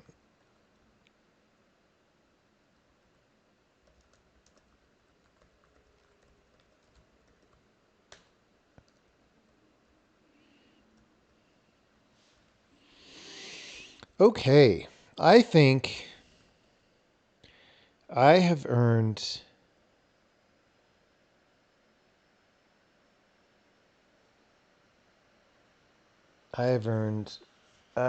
the right to go to bed. How long did that one take?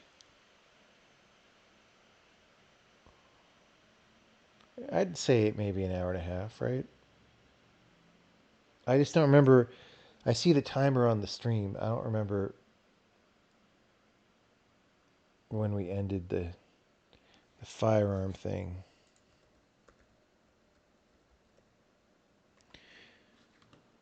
Let's see. No, content.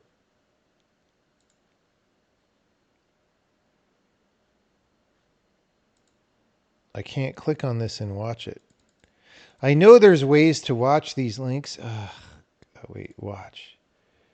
That's so weird. All right, so we're already working on it here.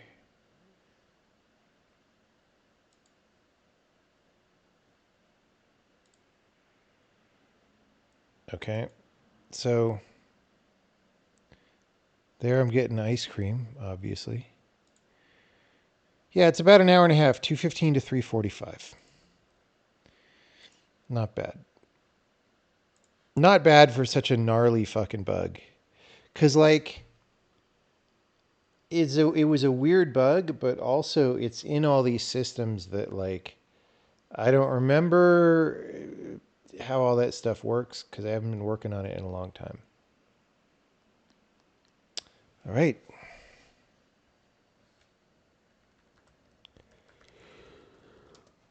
I'm going to go into high security mode for a second. I'm going to tell our beta user this is fixed in the next beta. This is fixed in the next beta.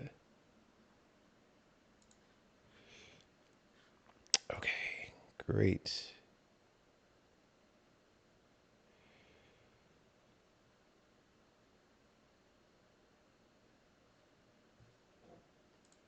There's other stuff that we would like to fix before shipping a beta. So we won't totally fix it. Or we won't totally ship a beta right now. All right.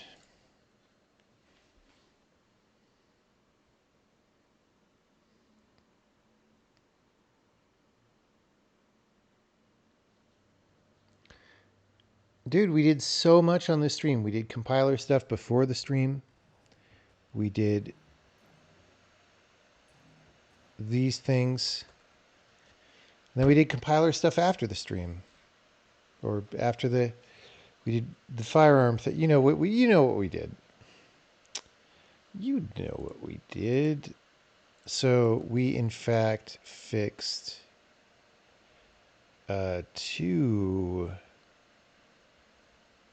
fixed 2 bugs in code generation involving macros with returns inside.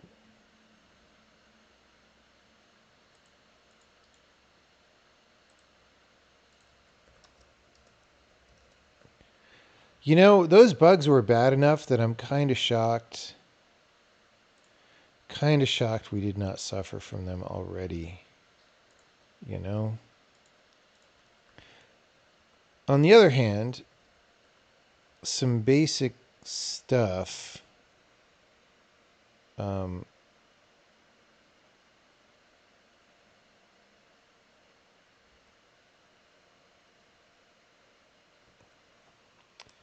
Let me see.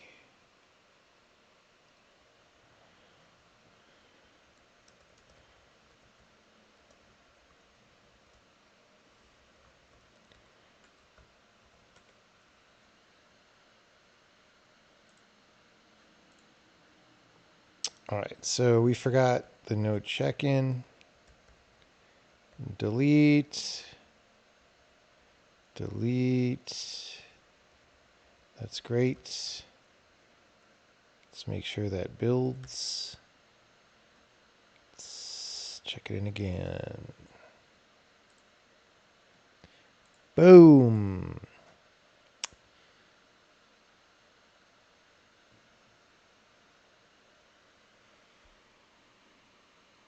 Did I ever work for a hardware manufacturer? No, not really.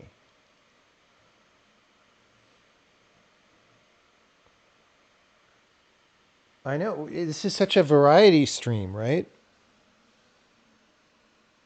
Who else has so much variety on their stream? Some people's idea of variety is they play Tarkov and Fortnite.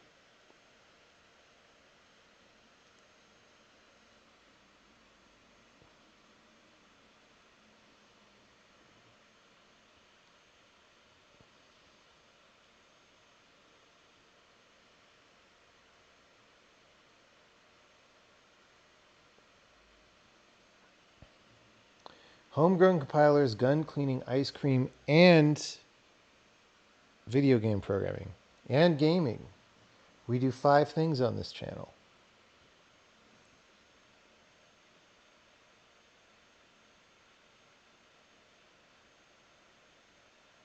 All right. Thanks, everybody. It is time to end the stream. It has been a good stream. It is 10:30 p.m. Thanks for coming by. I guess we'll try rating again, right? Let's try rating.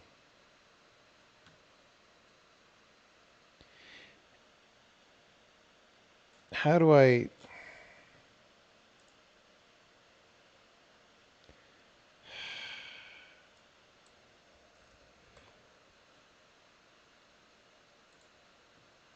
What the fuck just happened? All right.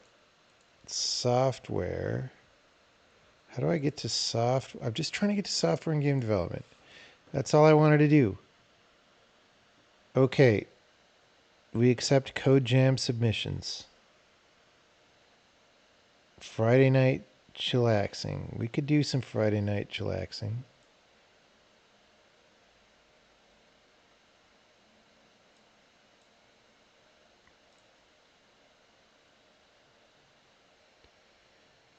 I mean, he's flow charting, though.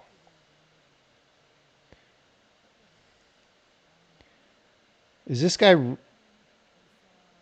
Oh, is this documentation for something? All right.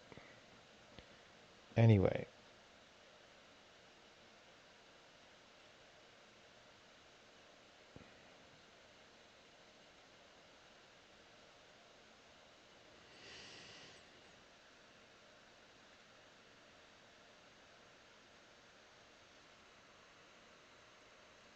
Search for compiler. That's me. That's the only compiler.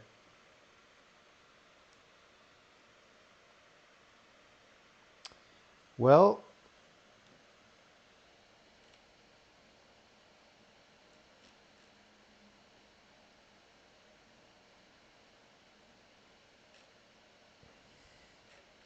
We'll raid this dude, and I hope it's good.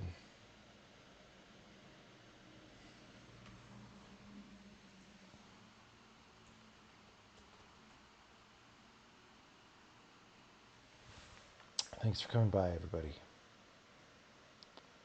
And make sure you clean your guns. That's all I'm saying.